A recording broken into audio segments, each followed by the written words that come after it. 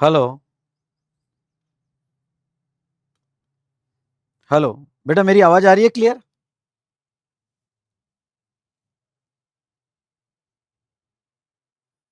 मेरी आवाज क्लियर आ रही है सभी को?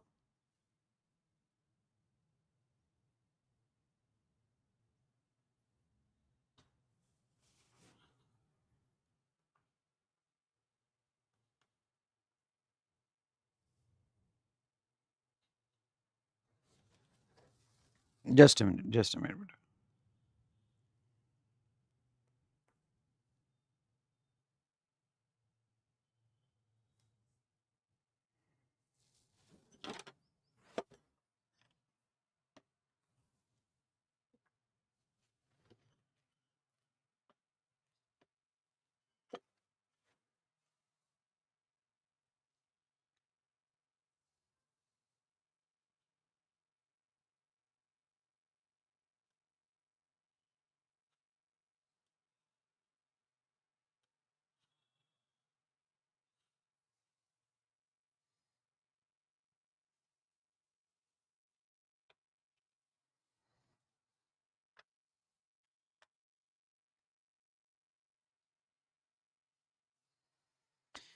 Well so good morning to all of you. कैसे दोस्तों आप सभी लोग? आई होप आप बहुत अच्छे हो गए। तो चलिए हमारा रैपिड रिवीजन जो है हम फिर से रिज्यूम करते हैं। सबसे पहले तो ये बता दूं, जो भी स्टूडेंट्स अभी रैपिड रिवीजन फर्स्ट टाइम देख रहे हैं, मैं आपको ये बताना चाहूंगा कि हमने रैपिड रिवीजन 7.0 लास्ट मंथ में ही स्टार्ट कर दिया था और कुछ टॉपिक्स का रिवीजन हमने लास्ट मंथ में ले लिया था। ठीक है। अब यहाँ पे सेकंड प्लान ये था कि जब भी आपका रिजल्ट लगेगा तो रिजल्ट के बाद जो इंपॉर्टेंट टॉपिक्स है वो इंपॉर्टेंट टॉपिक्स जो है हम यहाँ लेने वाले हैं। तो चलिए आज के सेशन की शुरुआत करते हैं। एक लंबी सांस लो और कहो, जो भी हुआ अच्छा हुआ और जो भी होगा बहुत अच्छा होगा। तो are you ready? Good morning बेटा, गुड मॉर्निंग। ठीक है। तो चलो दोस्तों, आज का टॉपिक है कॉन्सेप्ट ऑफ सप्लाई। लेकिन ओके, मैं सबसे पहले आपको शेड्यूल बता देना चाहता हूँ जो मैंने अपने टेलीग्राम चैनल में भी शेयर कर दिया है। शेड्यूल आप देख लो कैसा है कि जैसे हमने कहा कि लास्ट मंथ में ही हमने रैपिड रिवीजन ये जो है 7.0 स्टार्ट कर दिया था।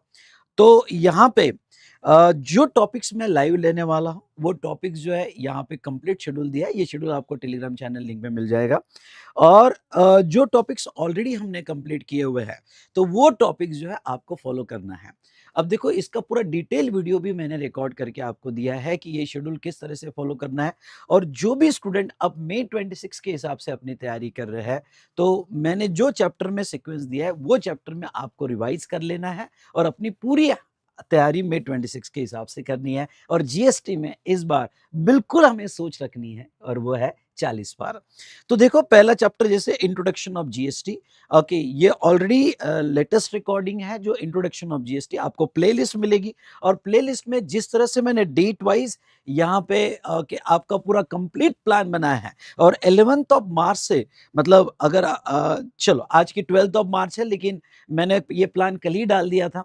तो अगर आप ये टॉपिक डेट वाइज मेरे हिसाब से चलते हो तो आपका 28 मार्च तक पूरा जीएसटी खत्म हो जाएगा मेरे साथ। ओके, ध्यान सुनना, 28 मार्च तक पूरा जीएसटी मेरे साथ कंप्लीट हो जाएगा। तो चलिए, यहाँ पे ये चार्ट बुक बेटा मैंने शेयर कर दी है। आप टेलीग्राम चैनल में देखोगे तो ये चार्ट बुक भी आपको लेटेस्ट अपडेटेड चार्ट बुक मैंने टेलीग्राम चैनल पे शेयर कर दिया है। दूसरा मैं आपको ये बताना चाहूंगा कि यस, ये जो कंप्लीट प्ले लिस्ट है आपको टोटल ऐसे 16 लेक्चर्स मिल जाएंगे। और ये 16 लेक्चर्स की प्ले लिस्ट जो है आपको मैं टेलीग्राम चैनल में शेयर भी कर दूंगा। डिस्क्रिप्शन में दिया हुआ telegram channel you must have to join. And second important बात मैं आपको ये कह दूं कि यस, डिस्क्रिप्शन में मैं ये प्लेलिस्ट भी आपको ये सेशन के बाद अपडेट कर दूंगा। ठीक है, डन डन डन डन। तो चलिए शुरू करें बेटा, यस और नो? तो हमारा चार्ट रिवीजन और आज जो हमारा टॉपिक रहेगा वो रहेगा concept of supply. Are you ready? Done, good. Okay, concept of supply. चलिए, तो यहां पे बात करेंगे। यस, सेक्शन 9(1) सेक्शन 9(1) जो इंट्रोडक्शन टू जीएसटी, आप जब पहला सेशन देखोगे और वो आज ही कंप्लीट कर लेना, ओके, सो दैट आप मेरे साथ लिंक पे रहोगे और मेरे साथ सारे सेशन लाइव में फटाफट कर लोगे ये चार्ट रिवीजन। तो देखो यहाँ पे section 9(1), okay, 9(1) introduction to GST में मैंने ऑलरेडी एक्सप्लेन किया हुआ है। ओके, जब आप पहला सेशन देखोगे तो उसके अंदर ये 9(1) आपको डिटेल में दिख जाएगा। तभी मैं 2 मिनट में आपको section 9(1) and that is charging section revise कर देता हूं। तो सेक्शन 9(1) की बात करें तो जीएसटी में चार्ज कब आता है और जीएसटी कब लगता है, तो देखो बेटा यहाँ पे मैं आपको बता दूं, section 9(1) of C GST act, levy, collection and person liable to pay tax. अगर हम बात लेवी की करें, ओके, अगर हम बात लेवी की करें तो नाउ चार्ज, वैल्यू और रेट।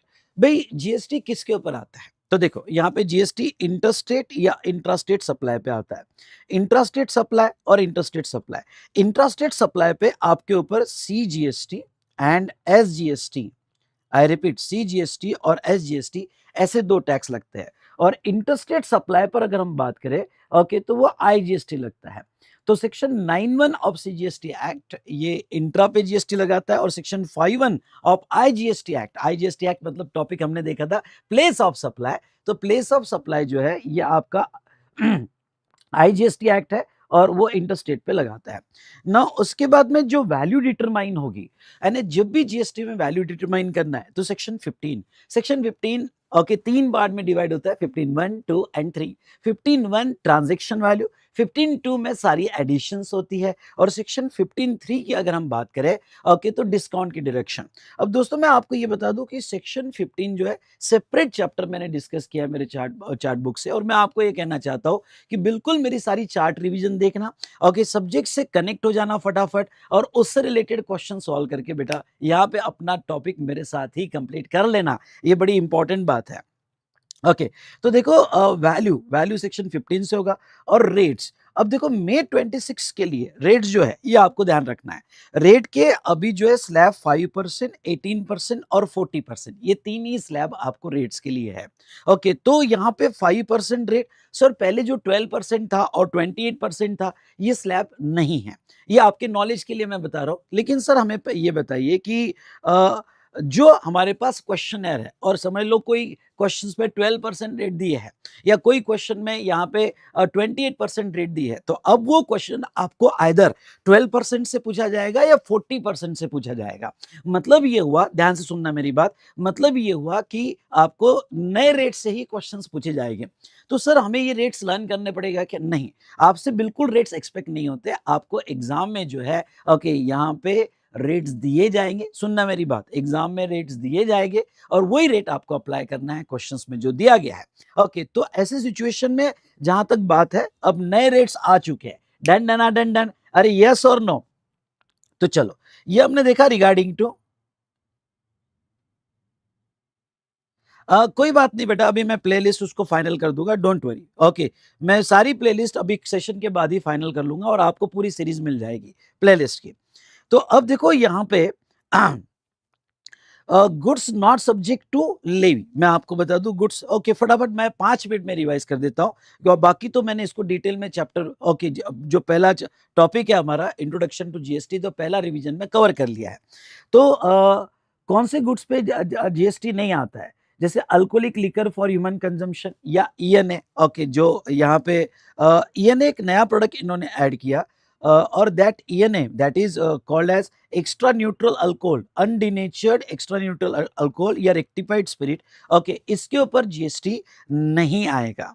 ओके, इसके ऊपर पुराने टैक्सेस यानी दैट एक्साइज, वैट और सीएसटी ही लगेगा। पेट्रोलियम प्रोडक्ट पे अभी जीएसटी नहीं है, पुराने टैक्सेस मतलब पेट्रोलियम प्रोडक्ट यानी कौन से, petroleum crude, high speed diesel, motor spirit, natural gas और एविएशन टर्बाइन फ्यूल्स, ओके, ये गुड्स पे जो है पुराने टैक्सेस ही लगेंगे, दैट इज एक्साइज, वैट और सीएसटी, जीएसटी नहीं लगेगा। ओके, टोबैको प्रोडक्ट्स, ये बड़ा इंपॉर्टेंट है, अगर आपका टोबैको प्रोडक्ट्स होगा ना बेटा तो इसके ऊपर यस जीएसटी भी लगता है as well as central excise भी लगती है, वेरी इंपॉर्टेंट, जीएसटी भी लगता है और सेंट्रल एक्साइज भी लगती है।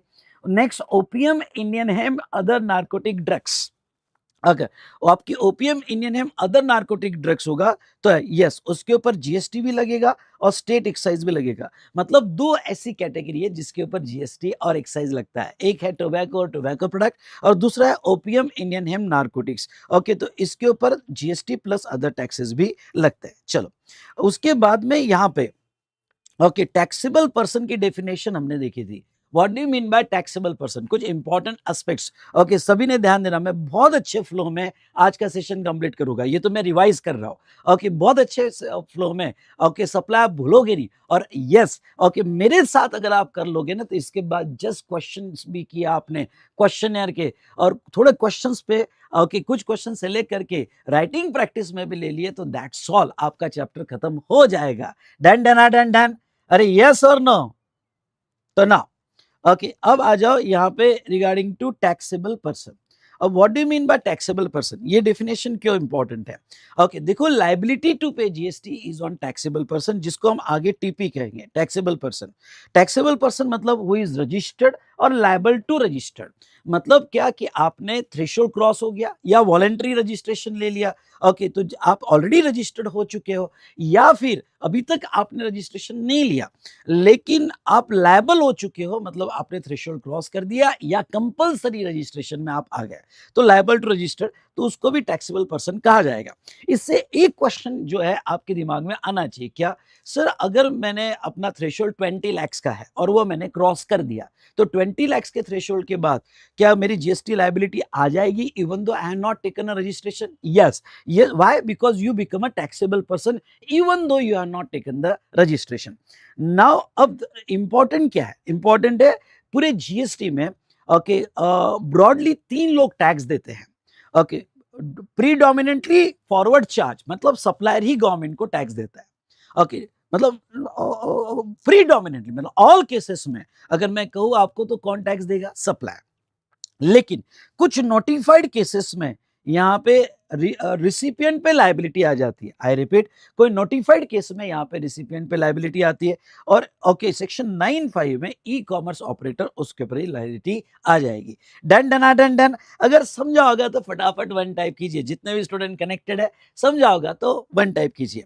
ओके, ये ऑलरेडी बेटा सेशन 1 में मैंने बहुत अच्छे से कवर किया, जस्ट रिवाइज करवा रहा हूं। उसके बाद में नेक्स्ट यहाँ पे डीम डिस्टिंक्ट पर्सन। अब डीम डिस्टिंक्ट पर्सन में मैं आपको बता दूं दो कैटेगरी आती है। अब कौन सी दो कैटेगरी आती है? सेक्शन 25(4) और 25(5). ओके, अब 25(4) क्या कहता है, देखो एक बार फिर से अच्छे से समझ लो। ओके, डीम डिस्टिंक्ट पर्सन किसको कहा जाता है और इसके इंपैक्ट क्या होते हैं समझ लो।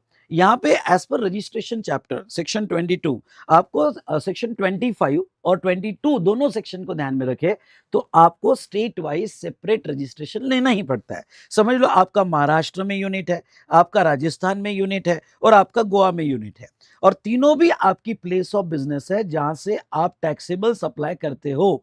आई रिपीट, जहां से आप टैक्सेबल सप्लाई करते हो और ये आपका पीओबी है, प्लेस ऑफ बिजनेस है। ये बहुत इंपॉर्टेंट क्राइटेरिया। तो अगर आपके तीनों भी प्लेस ऑफ बिजनेसेस है तो आपको सेपरेट रजिस्ट्रेशन यहां पे भी लेना पड़ेगा, सेपरेट रजिस्ट्रेशन राजस्थान में भी लेना पड़ेगा और सेपरेट रजिस्ट्रेशन आपको जो है गोवा में भी लेना पड़ेगा। इवन दो कंपनी एक ही है, समझ लो कंपनी यहाँ पे सैमसंग है ओके, लेकिन आपको बाय लॉ सेपरेट रजिस्ट्रेशन लेने पड़ते हैं क्योंकि जीएसटी जो है ये डेस्टिनेशन बेस्ड टैक्स है। चलो, तो अगर आप सेपरेट रजिस्ट्रेशन ले लेते हो डिफरेंट स्टेट में ओके, तो देन लॉ क्या कहता है? ओके, जीएसटी लॉ कहता है कि जीएसटी के हिसाब से इवन दो कंपनी एक ही है, इवन दो पैन एक ही है, लेकिन ये सेपरेट पर्सन माने जाएंगे। अब देखो ये सेपरेट पर्सन माने जाएंगे ये तो कह दिया। ओके, ईच रजिस्ट्रेशन को सेपरेट पर्सन माना जाएगा। तो अब आगे आता है पैरा 2, ध्यान से सुनना, पैरा 2 ऑफ शेड्यूल 7 और sorry schedule 1। Para 2 of schedule 1 क्या कहता है कि to maintain the okay ITC flow between the DDP, क्योंकि रजिस्ट्रेशन अलग है, सेपरेट स्टेट बदल गए, जीएसटी डेस्टिनेशन बेस्ड टैक्स है, इसलिए पैरा 2 कहता है ऑफ शेड्यूल 1, वो ये कहता है कि अगर कोई गुड्स एक डिस्टिंक्ट पर्सन से ट्रांसफर हो रहा है अनदर डिस्टिंक्ट पर्सन को, ये स्टॉक ट्रांसफर हो रहा है और ये स्टॉक ट्रांसफर होता है तो ये सप्लाई माना जाएगा। सुनो मेरी बात, ये सप्लाई माना जाएगा। ओके, और ये इंटरस्टेट होगा इसलिए आईजीएसटी होगा। इवन दो आपने सेल नहीं किया, इवन दो आप स्टॉक ट्रांसफर कर रहे हो, लेकिन वो सप्लाई माना जाएगा। डन डना डन डन। और इसके ऊपर जीएसटी आ जाएगा। और जब आप ये रिमूव करोगे तब आप टैक्स इनवॉइस बनाओगे। अब आप कहोगे सर अगर सेल ही नहीं हुआ तो टैक्स इनवॉइस बनेगा क्या? हाँ, जीएसटी में इसका टैक्स इनवॉइस आप बनाओगे इवन दो आप सेल नहीं कर रहे हो, आपके ही ब्रांच को भेज रहे हो। और आपके ब्रांच को भेजने की वजह से ओके, और सेपरेट रजिस्ट्रेशन होने की वजह से टैक्स इनवॉइस बनेगा। और गुड्स की वैल्यू 50,000 से ज्यादा होगी तो ई वे बिल बनेगा। ओके, ई वे बिल बनेगा। And same treatment is here. अगर आप डेपो को भेज रहे हो, वेयर हाउस में तो मैंने बता दिया, पर डेपो को भेज रहे हो तो वो केस में भी यहाँ पे जीएसटी लायबिलिटी आएगी। चलो, अब मैं आपका फिर से एक क्वेश्चन लेना चाहूंगा। और सर ये बताइए कि यहाँ पे समझ लो मेरी सेम स्टेट में, आई रिपीट, सेम स्टेट में मेरी तीनों ब्रांचेस है, मतलब मेरी फैक्ट्री जहां से मैं टैक्सेबल सप्लाई करता हूं, मेरा प्लेस ऑफ बिजनेस है, मेरा ओके शोरूम जहां से मैं टैक्सेबल सप्लाई करता हूं, और मेरा डेपो जहां से मैं टैक्सेबल सप्लाई करता हूं। तो ये सिचुएशन में सर ये बताइए, अगर सेम स्टेट में होगा तो क्या मुझे सेपरेट रजिस्ट्रेशन लेने पड़ेंगे, जबकि कंपनी एक ही है और कंपनी की तीनों ब्रांचेस है? तो यहां आपको गवर्नमेंट ने ऑप्शन दिया है, at your option, come on, at your option आप जो है ओके यहां पे तीनों का सिंगल रजिस्ट्रेशन भी ले सकते हो। ओके, एक ही रजिस्ट्रेशन ले सकते हो। और अगर आप चाहो तो तीनों का सेपरेट सेपरेट सेपरेट भी ले सकते हो, या आप ऐसा भी कर सकते हो कि दोनों का कॉमन कर लिया। सुनना, दोनों का कॉमन कर लिया ओके, और एक का सेपरेट कर लिया। आप जिस तरह से कॉम्बिनेशन बनाना चाहते हो आप बना सकते हो, पर गवर्नमेंट ने कोई ऐसा फोर्स नहीं किया कि आपको यहां पे सेपरेट लेना ही पड़ेगा। अगर सेम स्टेट में होगा, डिफरेंट स्टेट में होगा तो डेस्टिनेशन बेस्ड टैक्स है, आपको सेपरेट लेना ही पड़ता है। चलो, अब समझ लो, एग्जाम्पल ऐसा लो कि फैक्ट्री एंड डेपो, यहां पे डेपो कर देना, फैक्ट्री एंड डेपो जो है ओके मेरा सेम रजिस्ट्रेशन में, मतलब ये दोनों मेरे सेम रजिस्ट्रेशन में है, और इसका मैंने सेपरेट रजिस्ट्रेशन करवाया है। तो अब सेक्शन 25(4) क्या कहता है? सेक्शन 25(4) कहता है कि जैसे आपने सेपरेट रजिस्ट्रेशन ले लिया तो each such registration shall be treated as distinct person. तो ऐसे केस में ओके ये जो है आपका डीडीपी मान लिया जाएगा। अब समझ लो ये क्योंकि इसका सेपरेट रजिस्ट्रेशन ले लिया और ये दोनों सेम रजिस्ट्रेशन में, अगर आपका ये सेपरेट रजिस्ट्रेशन में डीडीपी मान लिया गया तो ऐसे केस में बेटा यहाँ पे जो गुड्स आप अपने सेपरेट पर्सन को दोगे, सुनना, जो गुड्स आप अपने सेपरेट पर्सन को दोगे, स्टॉक ट्रांसफर करोगे ओके, ये सप्लाई माना जाएगा पैरा 2 में। इसके ऊपर जीएसटी लगेगा, इंट्रा होने की वजह से सीजीएसटी एसजीएसटी लगेगा और टैक्स इनवॉइस में रिमूव होगा। और नो डाउट जो आप यहाँ पे जीएसटी दोगे गवर्नमेंट को, वो जीएसटी ओके ये रिसिपिएंट ब्रांच, मेरे वर्ड सुनना, रिसिपिएंट ब्रांच इसका आईटीसी ले लेगा।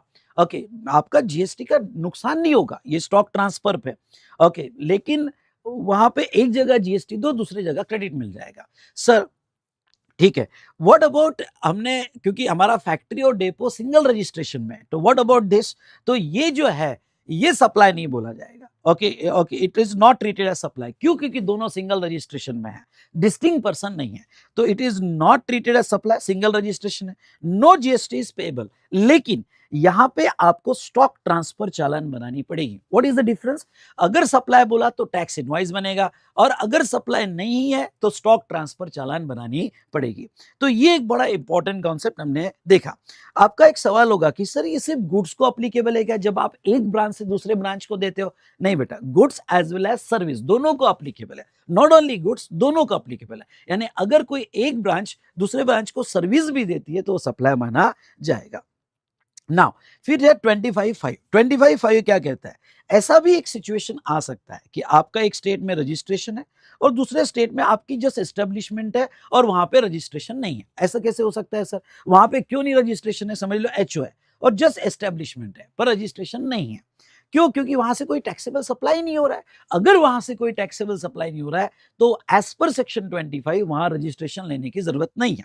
मैं मानता हूं कि स्टेट वाइज रजिस्ट्रेशन कंपलसरी है, लेकिन वहां से टैक्सेबल सप्लाई होनी चाहिए। जब यहाँ से मेरे कोई टैक्सेबल सप्लाई नहीं है, सिर्फ ब्रांच है, ऑफिस है और कुछ वहां से सेल वेल नहीं हो रहा है या कोई भी रिसीव वहां पे नहीं हो रही है, तो अगर आपकी जस्ट एस्टेब्लिशमेंट अदर स्टेट में, तो 25(5) क्या कहता है, अगर एक स्टेट में आपका रजिस्ट्रेशन है और दूसरे अनादर स्टेट, मेरे साथ बोलो, अनादर स्टेट में आपकी एस्टेब्लिशमेंट है, अनादर स्टेट में अगर आपकी एस्टेब्लिशमेंट होगी तो वो भी डिस्टिंक्ट पर्सन माना जाएगा। सेम स्टेट में नहीं, अनादर स्टेट में आपकी एस्टेब्लिशमेंट होगी तो वो ब्रांच आपकी डिस्टिंक्ट पर्सन मानी जाएगी। और कोई भी गुड्स और सर्विसेज, मेरी बात सुनना, कोई भी गुड्स और सर्विसेज आपने सप्लाई किया अनादर स्टेट में तो उसके ऊपर जीएसटी आ जाएगा, वो सप्लाई माना जाएगा। तो ये मैंने यहाँ पे शॉर्ट में डिस्टिंक्ट पर्सन जो स्टूडेंट्स को दिक्कत जाती है फिर से रिवाइज कर दिया, जबकि सेशन 1 में आप ये देखोगे कि यहां तक मैंने पूरा डिस्कशन किया है।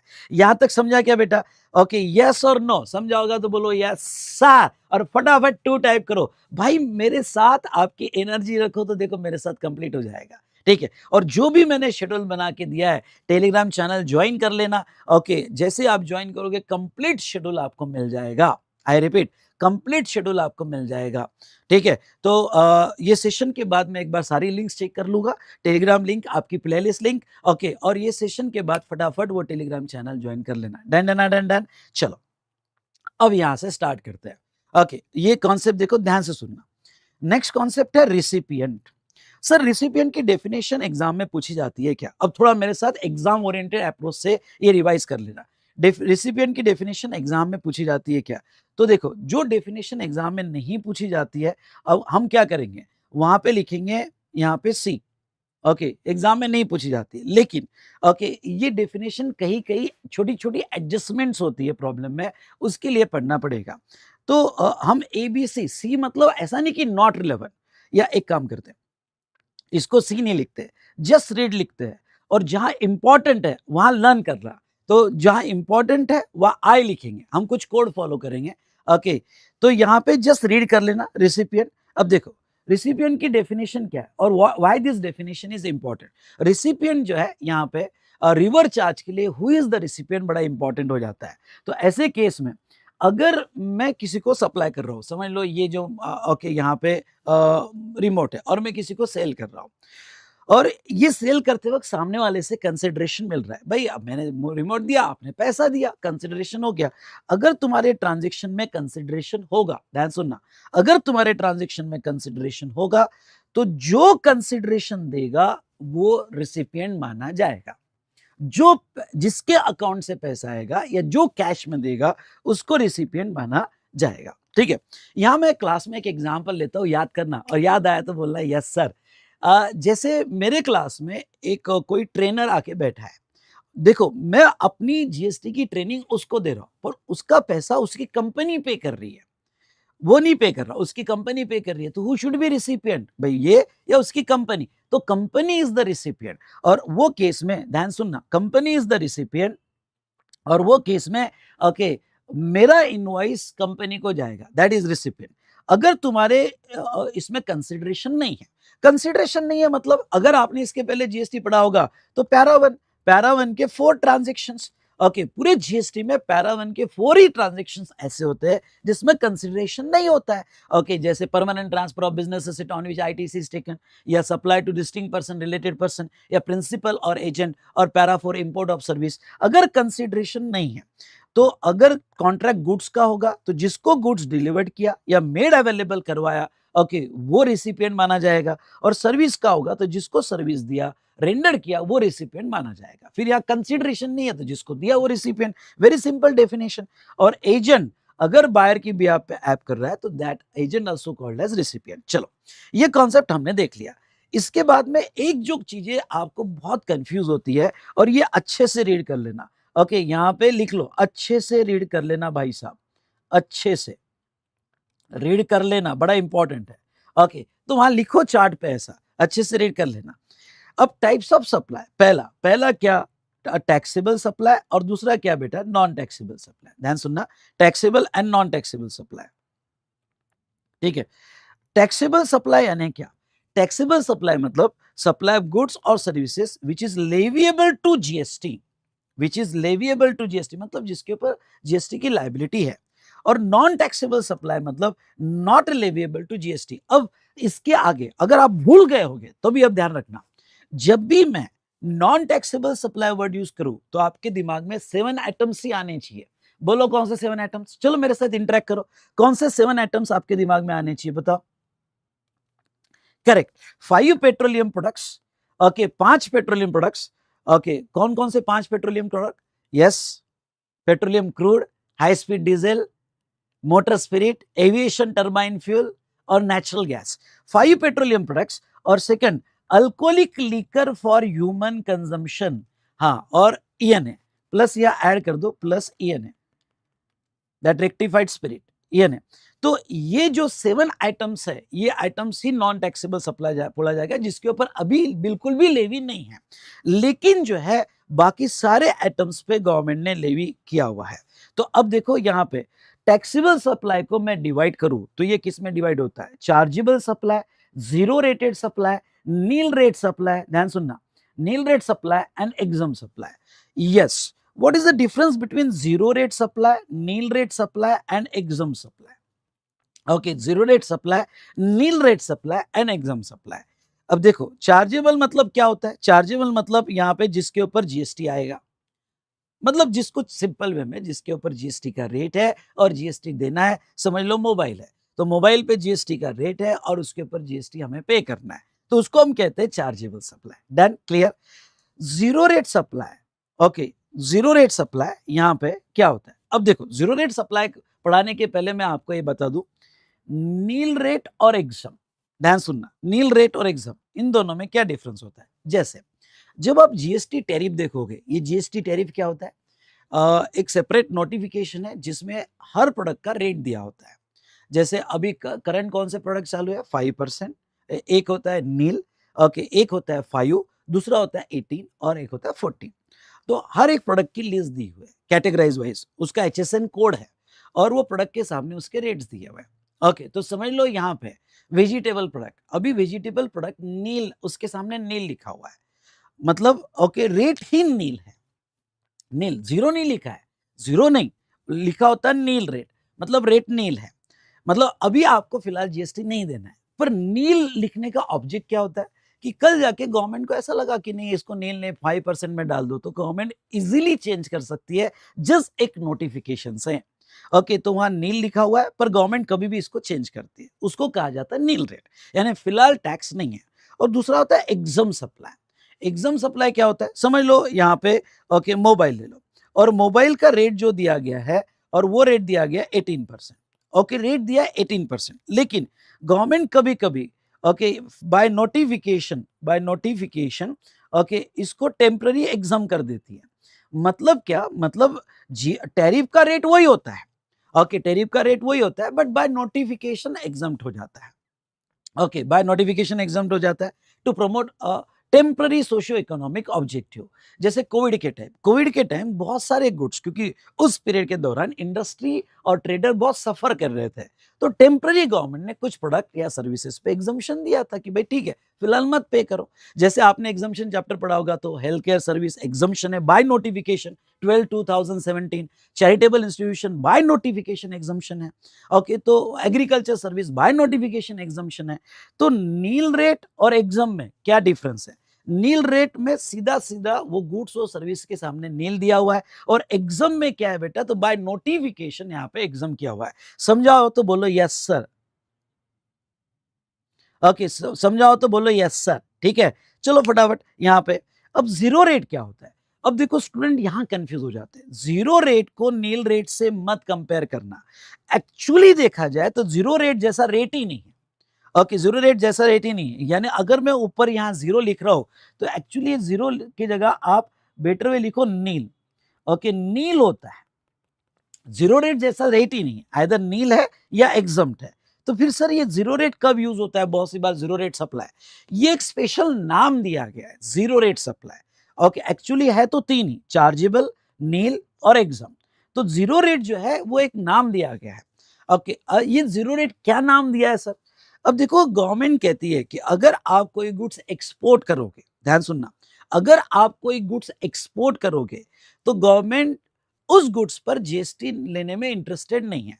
आप विदाउट जीएसटी पे कर सकते हो। गवर्नमेंट क्यों नहीं है? क्योंकि गवर्नमेंट एक्सपोर्ट को प्रमोट करना चाहती है। ओके, तो एक्चुअली वो गुड्स चार्जेबल है। समझ लो यहाँ पे, ओके, ये मोबाइल ले लो। ये मोबाइल इंडिया में अगर परचेस सेल करते हैं, लेना बेचना होता है, तो इसके ऊपर जीएसटी है 18% का। लेकिन ये मोबाइल जब आप एक्सपोर्ट करोगे तो एक्सपोर्ट के वक्त गवर्नमेंट इसको कंसेशन देना चाहती है, इंसेंटिव देना चाहती है। तो गवर्नमेंट के सामने फिर सवाल ये आया कि ये गुड्स को एग्जाम बोले क्या? नहीं, एग्जाम नहीं, क्योंकि एग्जाम बोल दिया तो फिर इंडिया में भी एग्जाम हो जाएगा। फिर ये गुड्स का नील रेट बोले क्या? नील भी नहीं बोल सकते। क्यों? क्योंकि रेट नील हो गया तो कोई टैक्स ही नहीं देगा, क्योंकि हम टैरिफ में चेंज नहीं कर सकते। तो फिर ये गुड्स को बोले क्या? तो ये गुड्स को फिर उन्होंने एक नया नाम दिया, और वो उसको नाम दिया zero rate supply. Zero rate supply का मतलब वो स्पेशल एक्सपोर्ट बेनिफिट्स और इंसेंटिव्स। ओ भाई साहब, समझा क्या? ओके, तो मतलब अगर आप एक्सपोर्ट करते हो तो आप पर लगने वाला रेट हम जीरो कर देंगे, उसको नाम दिया गया zero rate supply. Okay, done done done done. Okay, समझाओगे तो जोर से टाइप करो एमजेड एमजेड, मतलब मजा आ गया, मजा आ गया। ये हुई ना बात। तो चलिए अब देखो, जो मैं एक इंपॉर्टेंट बात आपको बताने जा रहा हूं, वो कौन सी इंपॉर्टेंट बात है? सेक्शन 247, ओके, एक डेफिनेशन है। फॉर जीएसटी पर्पस, ओके, लिखो, for GST purpose exempt supply includes nil rate, wholly exempt and non taxable. और ये ट्रिकी एरिया है जो आप यहां पे मिस्टेक करते हो। देखो, नील रेट और एग्जाम ये टैक्सेबल सप्लाई है, मतलब लेवी है, लेकिन नील रेट पे है और एग्जाम पे है। ठीक है, अभी नील रेट है और एग्जाम है, पर लायबिलिटी तो है उसके ऊपर। ठीक है, रेट पर अभी फिलहाल बेनिफिट्स है। अब और नॉन टैक्सेबल सप्लाई मतलब लेवी ही नहीं है। तो यहां ट्रिकी एरिया क्या है जहां आप मिस्टेक करते हो? डेफिनेशन कहती है कि जब भी इसके आगे एग्जाम सप्लाई वर्ड आएगा, अब एग्जाम सप्लाई वर्ड कौन से? बहुत सारे चैप्टर में आएगा। कंपोजिशन स्कीम में एग्जाम सप्लाई वर्ड आएगा, वैल्यूएशन में एग्जाम सप्लाई वर्ड आएगा, एग्जामिशन चैप्टर में एग्जाम सप्लाई वर्ड आएगा, रजिस्ट्रेशन में आएगा, हर चैप्टर में एग्रीगेट टर्नओवर के डेफिनेशन में एग्जाम सप्लाई वर्ड आएगा। जब जब भी वर्ड एग्जाम सप्लाई आएगा, तब आपको 3 सप्लाई को एग्जाम सप्लाई मानना है। आईटीसी में एग्जाम सप्लाई के क्रेडिट नहीं मिलेंगे, तो 3 सप्लाई को एग्जाम सप्लाई मानना है, nil rate, exempt and non taxable. GST purpose के लिए नॉन टैक्सेबल को भी आपको एग्जाम सप्लाई मानना है, जबकि दोनों में डिफरेंस है, ये अलग है, ये अलग है। पर जीएसटी पर्पस के लिए तीनों ओके आपको एग्जाम सप्लाई मानना है। ओए भाई साहब, समझा क्या? समझा होगा तो यस बोलो, मेरे साथ इंटरेक्ट करो। देखो, एनर्जी मैच होनी चाहिए, और एनर्जी मैच हो गई तो मजा आ जाएगा आपको। चलो, ये एक इंपॉर्टेंट डेफिनेशन थी। हमने टाइप्स ऑफ सप्लाई देखा और स्पेशली जीरो रेट सप्लाई यहां पे डिस्कस किया। अब नेक्स्ट डेफिनेशन पे आते हैं, और नेक्स्ट गुड्स की डेफिनेशन और सर्विस की डेफिनेशन। हाँ, इंपॉर्टेंट है, इसके ऊपर बहुत सारी एडजस्टमेंट्स आती है, इसलिए ये रट्टा नहीं मारना है, पर कॉन्सेप्ट को समझना है। ओके, कॉन्सेप्ट तो आप लिख दो कॉन्सेप्ट बेस्ड डेफिनेशन, रट्टा नहीं, कॉन्सेप्ट बेस्ड। ओके, इसके ऊपर ट्रिकी एडजस्टमेंट्स आती है। अब देखो, गुड्स यानी क्या?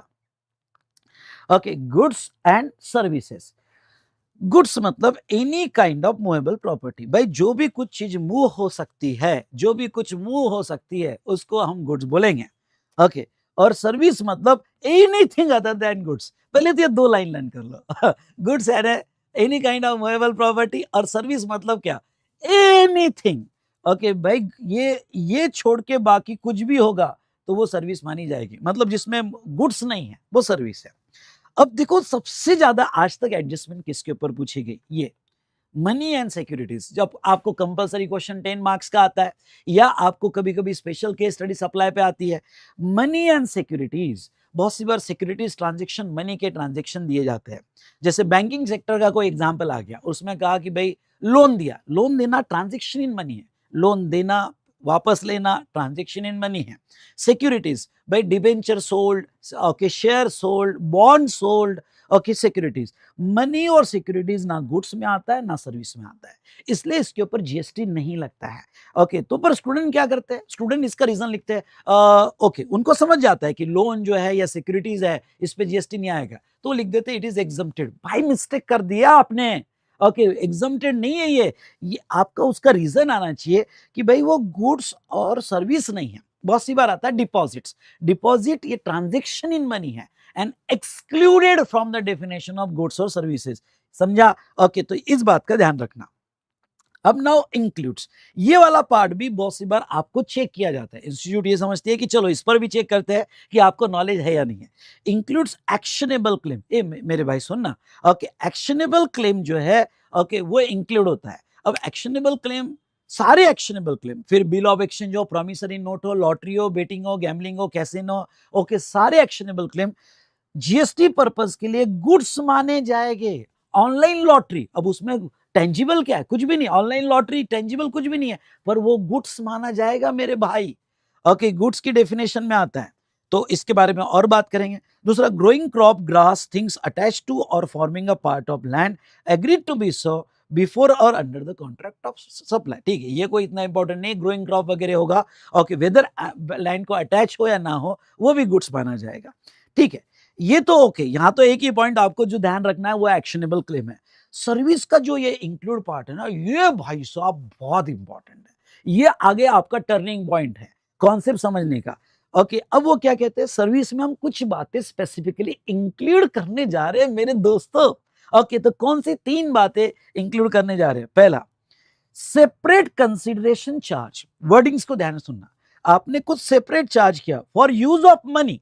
अब देखो, आप किसी को पैसा यूज करने दे रहे हो, लोन दे रहे हो, एडवांसेस दे रहे हो, डिपॉजिट दे रहे हो, पैसा देना ये तो ट्रांजैक्शन इन मनी है, उसके ऊपर जीएसटी नहीं आएगा, पर वो पैसा जो आपने यूज करने दिया उसका सेपरेट कुछ लिया। ओके भाई देखो, पैसा तो दूंगा पर बैश तो लगेगा ना, इंटरेस्ट तो लगेगा ना, पैसा तो यूज कर रहा है। ओ भाई साहब, इंटरेस्ट चार्ज किया तो वो केस में यहाँ पे सुनो, इंटरेस्ट चार्ज किया तो वो केस में यहाँ पे वो सर्विस है। यस, इंटरेस्ट ऑन लोन ये सर्विस है। उसके बाद में कन्वर्जन ऑफ मनी, आपने रुपीस दिया, मैंने डॉलर दिया, ओके आपने 500 का नोट दिया, मैंने कन्वर्ट करके उसको आपको कॉइन्स में दे दिए।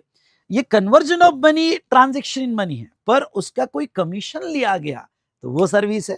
थर्ड, ओके फैसिलिटेट और arranging the transaction of securities, मतलब क्या, सिक्योरिटीज लेना बेचना उसके ऊपर जीएसटी नहीं, करोड़ की सिक्योरिटीज लेना बेचना जीएसटी नहीं, पर उसका brokerage, portfolio management fees, okay ये सर्विस है। तो use of money, conversion of money और ओके टू फैसिलिटेट और arranging the deal in securities, इसका अगर कुछ सेपरेट चार्ज किया तो उसके ऊपर जीएसटी आ जाएगा। लेकिन मैं स्पेशली ये इंटरेस्ट की बात करना चाहूंगा, क्योंकि ये इंटरेस्ट के बारे में आगे जीएसटी में 3-4 चैप्टर्स में एडजस्टमेंट्स आती है जो मैं अभी आपको बताना चाहूंगा। Okay, interest on loan, advances और डिपॉजिट, ये टर्म ओके देखो, ये टर्म बहुत बार आती है, अभी समझ लो। ओके बहुत सी बार आपको टर्म आएगी इंटरेस्ट और डिस्काउंटिंग ऑन लोन, एडवांसेस और डिपॉजिट्स, लोन, एडवांसेस और डिपॉजिट। ये टर्म आपको कंपोजिशन स्कीम में भी मिलेगी, ये टर्म रजिस्ट्रेशन चैप्टर में भी मिलेगी, ये टर्म आपको आईटीसी में भी मिलेगी। भाई साहब हर जगह ये टर्म आती है, अभी दिमाग में फिक्स कर लो ये क्या है।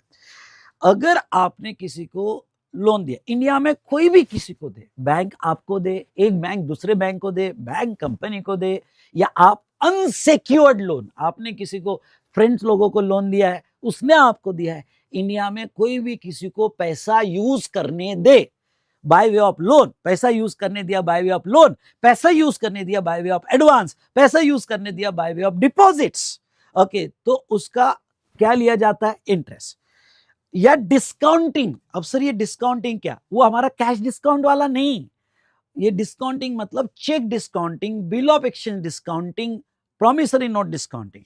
बिल ऑफ एक्सचेंज डिस्काउंटिंग तो आपको पता है, बिल ऑफ एक्सचेंज डिस्काउंटिंग क्या होता है मेरे भाई साहब बोलो। बिल ऑफ एक्सचेंज डिस्काउंटिंग होता है कि भाई ओके तू बिल ऑफ एक्सचेंज ले ले, मेरे पास 1 लाख का बिल ऑफ एक्सचेंज है, तू ले ले 95,000 में ले ले, ओके और तू मेरे को 95 दे दे, मतलब ही वो 5,000 जो आपने गैप लिया, वो 5,000 is nothing but early deduction of interest. हमने 1,000 का बिल ऑफ 1 लाख का बिल ऑफ एक्सचेंज 95 में बेचा, मतलब बाकी का तो इंटरेस्ट काट ले। ओके तो ये डिस्काउंटिंग मतलब अर्ली डिडक्शन ऑफ इंटरेस्ट। ए भाई समझा क्या, तो इंटरेस्ट और डिस्काउंटिंग है तो सर्विस, क्योंकि यूज ऑफ मनी का है, इंटरेस्ट और डिस्काउंटिंग है तो सर्विस, लेकिन फिलहाल नोटिफिकेशन 12/2017 में ओके उसको एग्जम्पशन दिया है, फिलहाल जीएसटी नहीं है, टू प्रमोट द इकोनॉमी। ध्यान रखना, बोलो मेरे साथ, okay interest on loan is a service, बोलो मेरे साथ, is a service but exempted. और नेक्स्ट, लेकिन interest on credit card, I repeat, interest on credit card ये टैक्सेबल रहेगा। Okay, done done done done. ओ भाई साहब, ये इंपॉर्टेंट कंसेप्ट समझ में आया ना, तो खाली मत बैठना। जितने भी स्टूडेंट ओके मेरे साथ कनेक्टेड है और आने वाले एग्जाम में पास होना चाहते हैं, तो लाइक जरूर कीजिएगा, लाइक जरूर कीजिएगा, मेरे एनर्जी के साथ एनर्जी मैच कीजिएगा, और अपनी कमेंट, आज का सेशन अगर आपके लिए बेस्ट सेशन रहा तो एक कमेंट जरूर बनती है, ठीक है। तो चलिए, ये हमने देखा। उसके बाद में यस, रजिस्टर्ड पर्सन में एक चीज मैं आपको समझाऊंगा। अब देखो, रजिस्टर्ड पर्सन यानी क्या, थोड़ा एक डिफरेंस आपको बताना चाहूंगा। एक है टैक्सेबल पर्सन, जो हमने यहाँ पे देखा, टैक्सेबल पर्सन, ओके, एक है रजिस्टर्ड पर्सन। सर, ये दोनों वर्ड में क्या डिफरेंस है?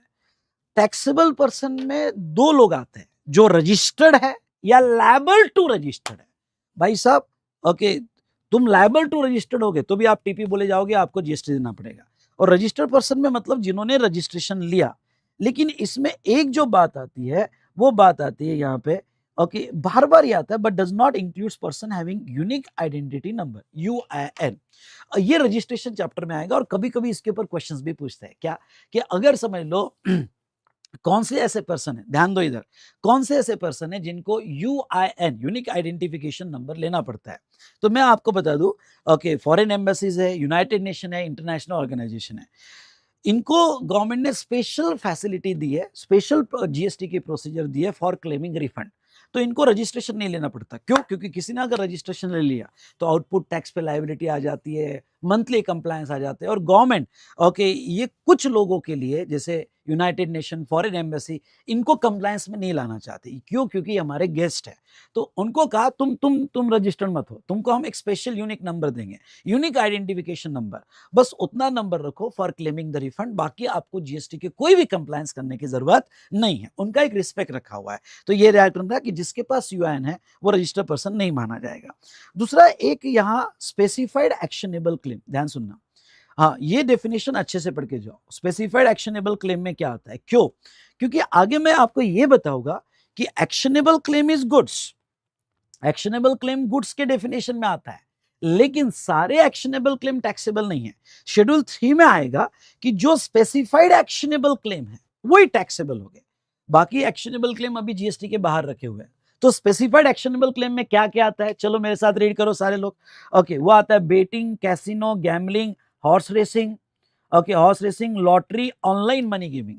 आई repeat, betting, casino, gambling, horse racing, lottery and online money giving. Okay, ये 6 आइटम्स जो है ये स्पेसिफाइड एक्शनेबल क्लेम में आते हैं। नाउ नेक्स्ट, बिजनेस की डेफिनेशन। मैं कहूंगा बिजनेस की डेफिनेशन आपने रीड कर लेना, बहुत वाइडर स्कोप में, पर इसके कुछ बातें मैं आपके साथ डिस्कस करना चाहूंगा। कौन सा? देखो, नॉर्मली आपका trade, commerce, manufacture, profession, vocation, adventure, सारी एक्टिविटी जिसमें प्रॉफिट मोटिव हो या ना हो, आई रिपीट, प्रॉफिट मोटिव हो या ना हो, वो बिजनेस मानी जाएगी। ओके, बिजनेस से कनेक्टेड इंसिडेंटल और एंसिलरी एक्टिविटी, जैसा मेरा मेन बिजनेस है ट्रेनिंग एंड कोचिंग, लेकिन कभी कभी मैंने बेंचेस सेल कर दिए, कनेक्टेड एक्टिविटी। कोई मैंने कैमरा सेल कर दिया क्योंकि पुराना हो गया था, ओके, एंसिलरी एक्टिविटी। अगर कनेक्टेड एक्टिविटी होगी तो वो भी बिजनेस माना जाएगा। नेक्स्ट, ओके, कुछ ऐसी एक्टिविटी जो आप फ्रिक्वेंटली नहीं करते हो पर in the nature of business है, वो भी कवर कर लिया जाएगा। लेकिन आप ये वाला पार्ट ना थोड़ा अच्छे से पढ़ लेना, क्योंकि ये वाला पार्ट कभी कभी एग्जाम में आता है। Provision by club, association, society और any such body of facility और बेनिफिट्स टू इट्स मेंबर। देखो, ये मैं क्यों कह रहा हूं, क्योंकि सेक्शन 71 ए आगे आएगा। और सेक्शन 71 ए क्या कहता है? सेक्शन 71 ए कहता है कि अगर any person other than individual अपने ही मेंबर और कॉन्स्टिट्यूएंट्स को, सुनना, अपने ही मेंबर और कॉन्स्टिट्यूएंट्स को यहां पे अगर सप्लाई करता है फॉर कंसिडरेशन, तो वो सप्लाई माना जाएगा। तो any person other than individual में कौन आता है? क्लब, एसोसिएशन, सोसाइटी और एनी अदर बॉडी। तो वो यहां पे ये कहते हैं कि वो बिजनेस भी है।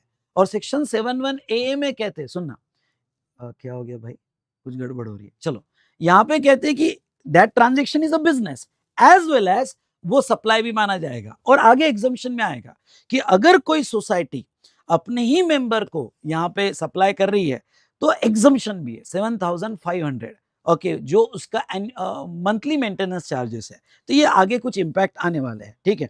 बाकी तो ठीक है। लास्ट एक इंपॉर्टेंट है, गवर्नमेंट की सारी एक्टिविटी है बिजनेस एक्टिविटी मानी जाएगी, ओके, ठीक है, सब्जेक्ट टू डिफरेंट एग्जम्पशन, पर है तो वो बिजनेस। चलो तो ये हमने देख लिया यहाँ। ओके, कुछ इंपॉर्टेंट डेफिनेशन। डन डना डन डन, अरे बोलो ना भाई साहब। ओके, यहाँ तक क्लियर, सबको क्लियर हुआ होगा तो लाइक जरूर कीजिए और CL टाइप कीजिए। अब आते हैं कॉन्सेप्ट ऑफ सप्लाई पे। कॉन्सेप्ट ऑफ सप्लाई में मैं कुछ बातें आपके साथ पहले डिस्कस करना चाहूंगा और फिर हमारा चार्ट हम स्टार्ट करेंगे। देखो, सेक्शन 7 जो है वो सेक्शन 7 है मीनिंग ऑफ सप्लाई। अब सेक्शन 7(1) क्या कहता है, देखो सेक्शन 7 में सेक्शन 7(1), सेक्शन 7(1)(a) और सेक्शन 7(2). 7(3) कोई काम का नहीं है। ओके, तो यहाँ पे 7(1), 7(1)(a) और सेक्शन 7(2) इतने सेक्शन है। 7(1) is the main criteria of the supply. Okay, 7(1) is the main criteria. 7(1)(a) classification of supply और 7(2) okay, सब activity not treated as supply। तो मैंने देखो चार्ट कैसे बनाया। मैंने क्या, आपको चार्ट बनाते वक्त थोड़ा इधर ध्यान देना। ओके, चार्ट बनाते वक्त मैंने पूरे चार्ट को दो पार्ट में डिवाइड किया, 7(1) और 7(2). what supply includes and what supply excludes। ये चार्ट अ मास्टर चार्ट, मतलब इस चार्ट के बियॉन्ड आपको नहीं जाना है कि क्या सप्लाई इंक्लूड होगा और क्या सप्लाई से एक्सक्लूड होगा। ठीक है, तो ये चार्ट आपको पूरा पिक्चर दे देगा। उसके बाद में ओके, 7(1)(a) जो अगर आपका ये सप्लाई हो जाता है, yes it is a supply, okay according to this provision, तो वो सप्लाई गुड्स का बोला जाएगा, ओके या वो सप्लाई सर्विस का बोला जाएगा। ये क्लासिफिकेशन शेड्यूल 271 में 7(1)(a) में दिया गया है। डन डन डन डन यहाँ पे, तो ये क्लासिफिकेशन यहाँ पे आपको दिया गया है। चलो, अब देखो अगर मैं आपको ये कहूं, तो जब मैं 7(1) की बात कहूं तो ब्रॉडली 7(1) दो कैटेगरी में आपको मैसेज देता है। गवर्नमेंट अपना मैसेज देती है। देखो सारे गांव वाले समझ लो, हम सप्लाई तभी बोलेंगे जब उसमें कंसिडरेशन होगा। मतलब क्या, मतलब हम आपके ट्रांजैक्शन पे जीएसटी तभी लगाएंगे जब आपको कुछ मिला हो, क्योंकि जीएसटी एक बिजनेस टैक्स है। बिजनेस में आप कमा रहे होगे तो ही हम जीएसटी लगाएंगे। मतलब वो ट्रांजैक्शन में कंसिडरेशन इन्वॉल्व होगा, तुम्हारे दोनों में कमाई चल रही होगी तो हम अपना टैक्स कलेक्ट करेंगे।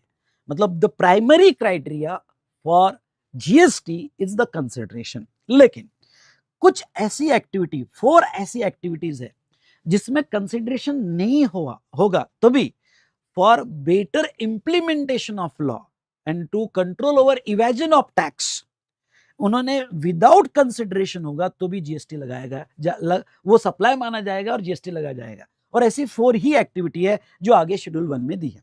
मतलब मैं आपको ये कहूं कि 4 एक्टिविटी छोड़ के जो शेड्यूल 1 की बाकी सारी एक्टिविटीज में कंसिडरेशन होगा तो ही वो सप्लाई माना जाएगा। अब ये कंसिडरेशन वाले एक्टिविटी को उन्होंने 3 पार्ट में डिवाइड किया, 7(1)(a), 7(1)(a) और 7(1)(b), अलग अलग सेक्टर कवर करने की कोशिश की। ओके, और 7(1)(c) में तो विदाउट कंसिडरेशन। ओके, तो आपको ये स्ट्रक्चर समझ में आया होगा। आ जाते हैं अब हमारे स्ट्रक्चर पे। पहला 7(1), तो 7(1) को मैंने 2 पार्ट में डिवाइड कर दिया। कौन से 2 पार्ट में? ओके, गुड्स और सर्विस विदाउट कंसिडरेशन, ध्यान दो सभी, गुड्स और सर्विस विद कंसिडरेशन, और यहाँ पे गुड्स और service without consideration. Okay, without consideration, done. Okay, तो ये चार्ट 2 पार्ट में कवर कर लिया। पहले तो मैंने आपको एक व्यू दे दिया, what supply includes and what supply exclude, क्या सप्लाई में नहीं आएगा, जीएसटी नहीं आएगा। पहले अब फोकस करते हैं इंक्लूड पे, तो आज के सेशन में फोकस करते हैं इंक्लूड पे। तो देखो supply with consideration, with consideration में इन्होंने 3 क्लॉजेस की है। 7(1)(a), नीचे दिया गया है 7(1)(a) और इधर दिया गया है 7(1)(b). स्ट्रक्चर समझ में आया क्या? जितने भी स्टूडेंट कनेक्टेड है समझ में आया होगा तो एस टाइप करो। ओके सर, स्ट्रक्चर समझ में आ गया। ओके, और मेरा मास्टर चार्ट क्लास का डेफिनेटली आपको याद आया होगा, डेफिनेटली याद आ रहा होगा। डन। तो चलो अब बात करते हैं 7(1)(a) की। 7(1)(a) क्या कहता है? 7(1)(a) कहता है all form of supply of goods और सर्विसेज। और ये जो है ये मेन पार्ट है। 7(1)(a) ये मेन पार्ट है। मैं क्लास में आपको कहा था, याद होगा तो, ये मेन वड़ा पाव है। ओके, वड़ा पाव मेरा फेवरेट है। ओके, ये मेन वड़ा पाव है। फिर 7(1)(b) तो चटनी है, मिर्ची है। ओके, तो ध्यान सुनना, मतलब जब भी सप्लाई दिमाग में आएगा तो 7(1)(a) मेन आना चाहिए। फिर तो ये चटनी मिर्ची है थोड़ा थोड़ा कि ये भी सप्लाई में ऐड कर दो, वो भी सप्लाई में ऐड कर दो। तो चलो अब देखो वो क्या कहते हैं। 7(1)(a) कहते हैं कि all form of supply of goods और सर्विसेज। भाई अगर हमने ऊपर दिए गए डेफिनेशन के हिसाब से ट्रांजैक्शन गुड्स का हुआ होगा या सर्विस का हुआ होगा, हमने डेफिनेशन देखी। तो ये जो गुड्स है, any kind of movable property including actionable claim, या फिर सर्विसेज है, एनीथिंग अदर देन गुड्स, ये किसी भी फॉर्म में, सुनो, ये किसी भी फॉर्म में सप्लाई हो, ओके, ऑल फॉर्म में जिसका कंसिडरेशन मिल रहा है, किसी भी फॉर्म में सप्लाई हो, कैसा भी हो, what ever the nature of contract, जिसका क्या मिल रहा है, कंसिडरेशन मिल रहा है, पैसा मिल रहा है, तुमको मिला हमको भी चाहिए, सुनना, तुमको मिला हमको भी चाहिए, तो उसके ऊपर जीएसटी आ जाएगा। हाँ, अच्छा, ऑल फॉर्म में उन्होंने कुछ एग्जाम्पल दिए। फिर तुम गुड्स और सर्विसेज दे रहे, सेल के फॉर्म में, ट्रांसफर है, बार्टर है, एक्सचेंज है, डिस्पोजल है, लाइसेंस है, रेंटल है, लीज है, ये तो एक्सप्लेन की है, पर ये सच एज है, ये तो एग्जाम्पल है। इसके अलावा भी अगर आपने कोई भी फॉर्म में दिया तो जीएसटी आ जाएगा। मतलब क्या हुआ, जीएसटी सिर्फ सेल पे नहीं आता है, कोई अदर फॉर्म हो गए जिसमें कंसिडरेशन आ रहा है, किसी भी फॉर्म में, लीज हो, रेंटल हो, डिस्पोजल हो, लाइसेंस हो, whatever the nature of the contract, पैसा आया तो जीएसटी आ जाएगा। तो such as, okay, sale, transfer, barter, exchange, disposal, licence, rental, lease, made और अग्रीड टू बी मेड। हाँ, तुमने ये जो सेल किया, यू मेड और अग्रीड टू बी मेड। अब देखो, आपका ध्यान दो वर्ड पे होगा, मेड और agreed to be made. Made का मतलब क्या होता है, मेड का मतलब यहाँ पे कि आपने सप्लाई कर दिया, आपने सेल किया, ट्रांसफर किया, और उसका पैसा बाद में आया, मतलब सप्लाई मेड एंड पेमेंट बाद में आया, तो इसको कहते हैं मेड। टू बी मेड क्या होता है, अग्रीड टू बी मेड, तो यहाँ अंडरलाइन कर लेना कि आपको एडवांस, अंडरलाइन करो कि भाई ये एडवांस आया। कभी कभी क्या होता है कि भाई मैं आपको सर्विस देने वाला हूँ, मेरी बैच स्टार्ट होने वाली है, पर आपने एडवांस दे दिया, तो I agreed to be made. तो यस, आपको अगर एडवांस मिलता है बिफोर सप्लाई ऑफ सर्विसेज, तो एडवांस पे भी जीएसटी आता है। ओके, एडवांस पे भी जीएसटी आता है। लेकिन ओके, अभी एडवांस पे जीएसटी आता है, ओके, सप्लाई ऑफ गुड्स और प्रोविजन ऑफ सर्विस पर एक नोटिफिकेशन यहां लिख लो, as per notification 66/2017, only advance of goods are liable to GST. Advance of goods are liable to GST. अब देखो, मैं थोड़ा आपको ये बताना चाहूंगा नहीं, एडवांस ऑफ गुड्स नहीं, सॉरी, मेरे से गलती होगी, एडवांस ऑफ सर्विसेज, गुड्स नहीं, एडवांस ऑफ सर्विसेज, गुड्स नहीं, आर लायबल टू जीएसटी। अब देखो, मैं आपको थोड़ा ये कॉन्सेप्ट समझाना चाहूंगा। जीएसटी पेमेंट इन एडवांस मतलब प्रॉब्लम आपके सामने आ गया। अब देखो, आप रिवीजन कर रहे हो, मतलब मैच्योरिटी है, वो बेसिक तो नहीं है, बेसिक देखना हो तो जाओ मेरी ईओ बैच लगाओ या रेगुलर बैच लगाओ, ठीक है। समझ लो, आपको प्रॉब्लम में दिया है XYZ is agreed to supply services against which advance payment received 2 lakh rupees, आपको 2 लाख रुपीस एडवांस पेमेंट आया, ठीक है। अब देखो, यहां पे ध्यान से सुनना, क्या हुआ था, प्रिंसिपली तो ऐसा है कि वो गुड्स का एडवांस हो या सर्विस का एडवांस हो, गुड्स का एडवांस हो या सर्विस का एडवांस हो, एडवांस पे अगर किसी को एडवांस मिलता है तो जीएसटी की लायबिलिटी आएगी, गवर्नमेंट ने ये डिसाइड किया था। लेकिन इंडस्ट्री के प्रेशर की वजह से एक नोटिफिकेशन था 66/2017, और 2017 में जब जीएसटी आया तो बाय वे ऑफ नोटिफिकेशन, क्योंकि जो गुड्स वाले लोग थे जैसे ट्रेडर, मैन्युफैक्चरर, वो रेडी नहीं थे कि भाई एडवांस मिला तो हम जीएसटी देंगे, हम रेडी नहीं है। क्यों? क्योंकि पुराने वैट और एक्साइज में कभी एडवांस पे जीएसटी नहीं था, और सडनली जीएसटी एडवांस पे टैक्स नहीं था, और सडनली जीएसटी आ गया, और जीएसटी आ गया और हम अगर कोई एडवांस मिलता है उस पर भी जीएसटी ले रहे हो, तो ये गलत बात है। तो ऐसे सिचुएशन में यहाँ पे एक नोटिफिकेशन आया, और उसने ये कहा कि ठीक है, जो गुड्स के सप्लायर है अगर उनको एडवांस मिलता है तो वो एडवांस पे वो जीएसटी नहीं देंगे। तो फिर जीएसटी कब देंगे? जब फाइनल इनवॉइस बनेगा, पूरा जब फाइनल इनवॉइस बनेगा, वो इनवॉइस के वक्त ही जीएसटी देंगे। तो फिलहाल GST collection on advance received against supply of goods is suspended. Okay, उसके बाद में सप्लाई ऑफ सर्विसेज। ओके, अब देखो, सप्लाई ऑफ सर्विस, ध्यान सुनना, सर्विसेज की अगर हम बात करें तो notification number 66/2017 okay is not applicable to services. अगर आपको सर्विसेज होगी तो ये नोटिफिकेशन अप्लीकेबल नहीं है। मतलब ही अगर आपको सर्विसेज का एडवांस मिलता है, सर्विसेज का एडवांस मिलता है, तो वो केस में उसके ऊपर जीएसटी आएगा। तो आई होप आपको ये समझा। समझा क्या बेटा? समझा होगा तो बोलो यस, फटाफट फटाफट बोलो यस, समझ में आया सर? ठीक है। उसके बाद में नेक्स्ट आपकी कंडीशन है, ओके देखो सप्लाई होने के लिए एक सारी क्यूमुलेटिव कंडीशन है। मतलब गुड्स और सर्विस जो आपने दिया वो मेड और अग्रीड टू बी मेड होना चाहिए, फॉर कंसिडरेशन होना चाहिए। Consideration is very important factor. And last, जो आपने गुड्स और सर्विस दिया वो इन द कोर्स और फर्दरेंस ऑफ बिजनेस होना चाहिए। I repeat, in the course और फर्दरेंस ऑफ बिजनेस होना चाहिए। ठीक है, चलो अब बात करते हैं कंसिडरेशन में। कंसिडरेशन यानी क्या? समझ लो आप सप्लायर हो, ओके, और ये रिसिपिएंट है। ध्यान सुनना, आप सप्लायर हो और रिसिपिएंट है। सप्लायर जो है, ओके, गुड्स दे रहा है या सर्विस दे रहा है, उसके अगेंस्ट में उसको क्या मिलना चाहिए? उसके अगेंस्ट में उसको मिलना चाहिए कंसिडरेशन। आई रिपीट, उसके अगेंस्ट में उसको क्या मिलना चाहिए? कंसिडरेशन। कंसिडरेशन में क्या मिलना चाहिए?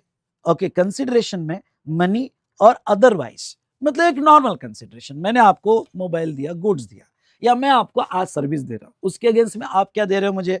ओके, मनी और अदरवाइज, या कोई, ओके अब वो ये भी कवर करते हैं monetary value of any act या forbearance. Monetary value of any act और फॉरबिडेंस, कभी कभी क्या होता है, ओके यहाँ पे तीन वर्ड्स को समझ लेना, अदरवाइज, एक्ट या फॉरबिडेंस। अदरवाइज मतलब काइंड, ओके आपको कंसिडरेशन काइंड में आ रहा है, आपने सप्लाई किया, आपको पैसा नहीं आया, कुछ काइंड में आया, गुड्स में आया, कुछ आया, तो वो काइंड में हुआ।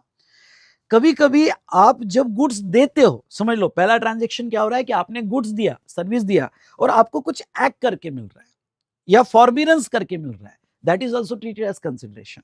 मतलब क्या? मतलब ओके यहां पे मैंने क्लास में एग्जांपल दिया था, और अगर आपको एग्जांपल याद होगा तो my wife is interior decorator, और यहाँ पे एक फ्लैट का इंटीरियर चालू था, उसके नेबर्स ने ऑब्जेक्शन लिया। नेबर्स ने ऑब्जेक्शन लिया तो मेरे वाइफ ने कहा कि देखो यहाँ पे ध्यान सुनना। मेरे वाइफ ने कहा कि यहाँ पे हम आपका इंटीरियर करके देंगे, बस आपने जो ऑब्जेक्शन लिया वो विड्रॉ कर लो।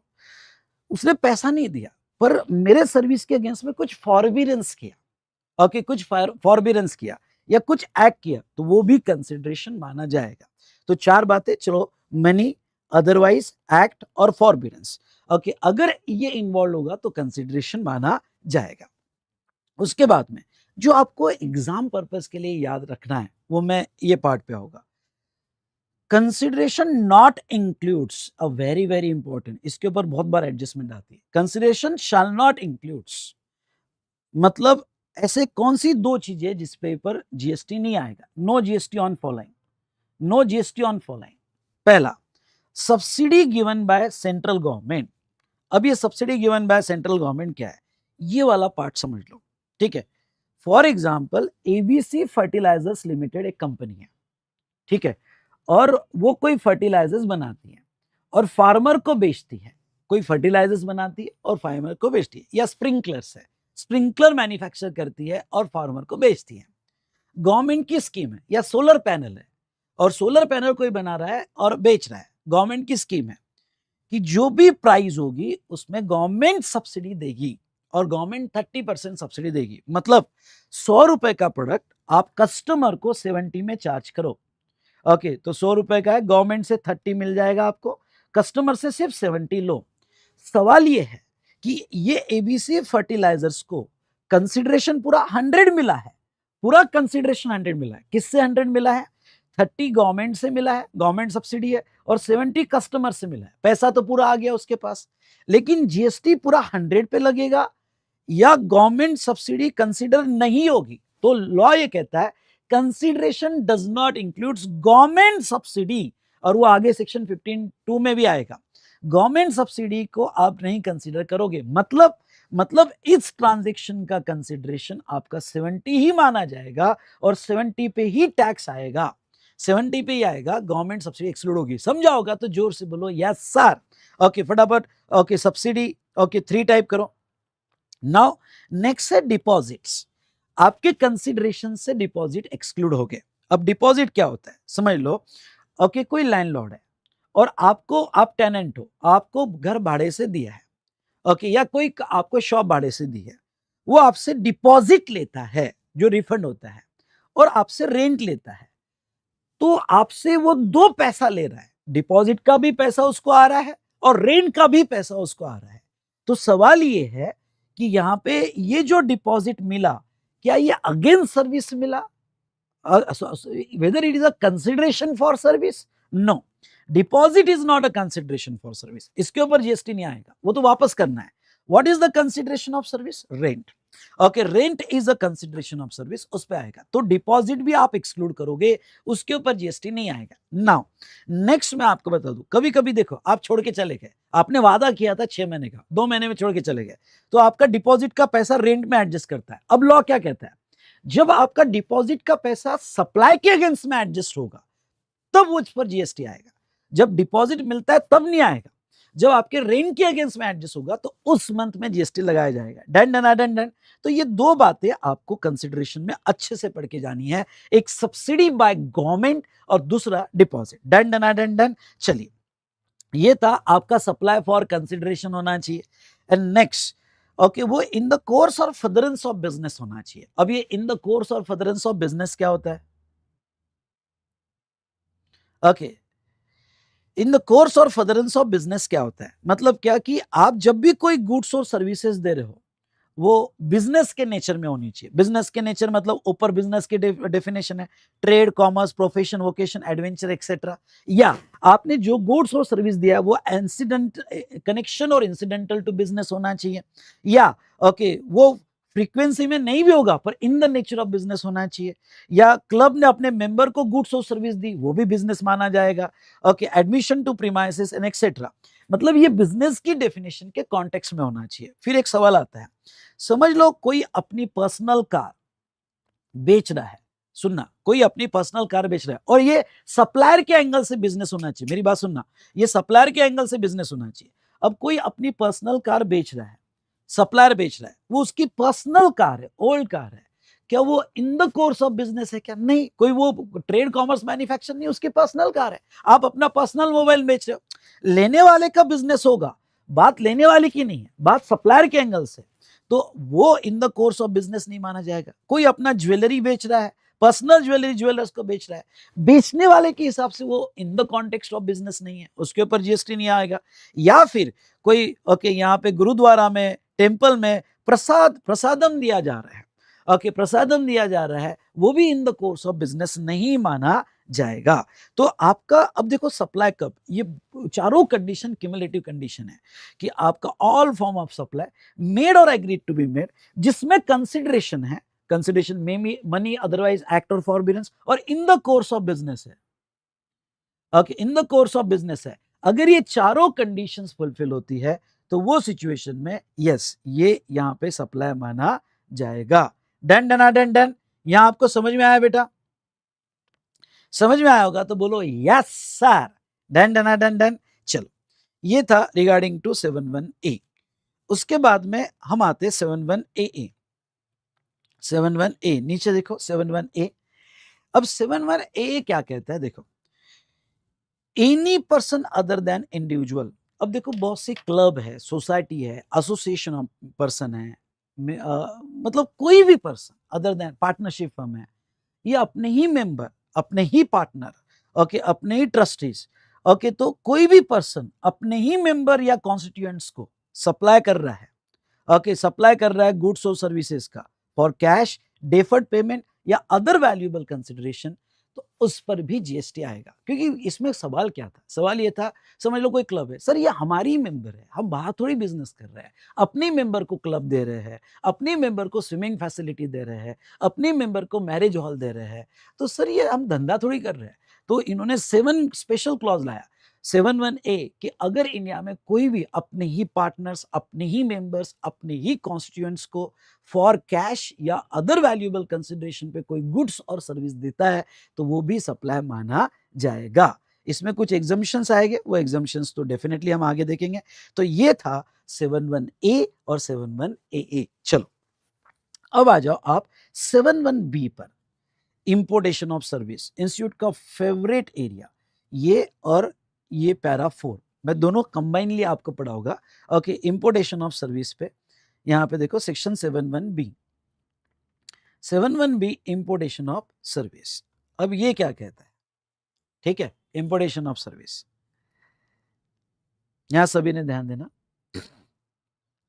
Import of service for consideration whether और नॉट इन द कोर्स और फर्दरेंस ऑफ बिजनेस। 3 बातें यहां पे सभी ध्यान से समझ लो, ठीक है। यहां जब हम इंपोर्ट ऑफ सर्विस की बात कर रहे हैं, जस्ट मिनट बेटा, जस्ट मिनट।